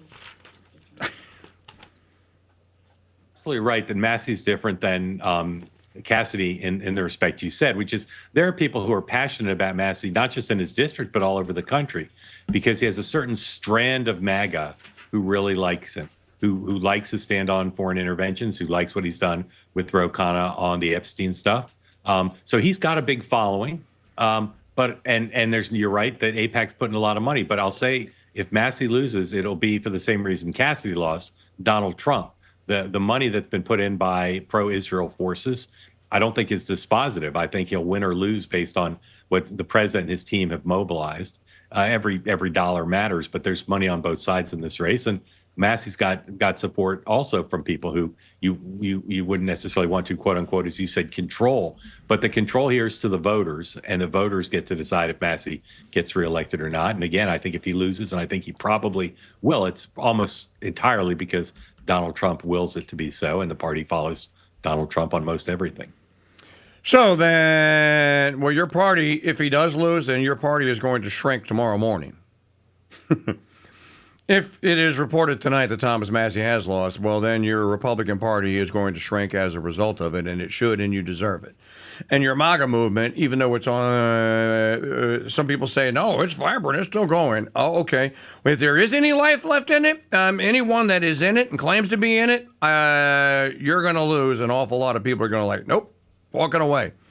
I did not sign up to be a stooge for a foreign country and to put good men who go to our legislative houses and they do the right thing, and to have you guys remove them. Yeah, you are the enemy, and I don't want anything to do with you. That's going to be the result, and you're going to see that tomorrow. I disagree with Mark Halperin. It's Massie's seat to lose. It's not Gellerin who's in the driver's seat and in control, because you can look. Kamala Harris outspent Donald Trump. Hillary Clinton, look it up, outspent Trump in 2016. She did. She outspent him, which is why Polymarket had Hillary at 91% the morning of. How'd that work out? So just, look, if news breaks out today, we will break in. We will see all of you tomorrow. You have choices on what to listen to and what to watch. You chose us. Thank you very much. If you watch on YouTube, you got a free preview. You should go and subscribe. The least you should do is chip in $5 to the tip jar. I don't work for free, and I'm not an organ grinder monkey that you wind up. So don't just sit there and just absorb the program because you think it's supposed to be free and that you have the right and you are entitled to hear it and to listen to it. No, you're not. We don't work for free. We're professionals, and we ask for a little bit of compensation. So that's you. You should go join us and become a member today. It'd be a great thing to have you as a member. Go to MikeChurch.com/join. If you refuse to do that because I'm not getting any more, I ain't getting no more membership, no more, okay, well then make a donation. CrusadeChannel.com/donate. CrusadeChannel.com/donate. Have a safe and blessed remainder of this day on the feast of Saint Celestine and St. Prudenciana. I got it right. Hey, you score one for the good guys. Shop with us in the Dude Gear store at shop.mikechurch.com. There's so much there. Today is Haberdash Day because I'm wearing my proselytize. And you can get this exact tie at shop.mikechurch.com and add it to your collection. Ladies, dress your men up. Make them chivalrous. Make them well dressed from the Mike Churchill haberdashery online at shop.mikechurch.com. Hey, have a safe and blessed remainder of this day. God bless you and Mary keep you. He's got the truth on his side. The liberals can run, but they'll never hide. He's a friend of Mr. Madison as he fights all leftisms. He supports our troops over there, stands up to the kooks from care. He's the KingDude of the nation of Dude. Red, white, and Dude Nation.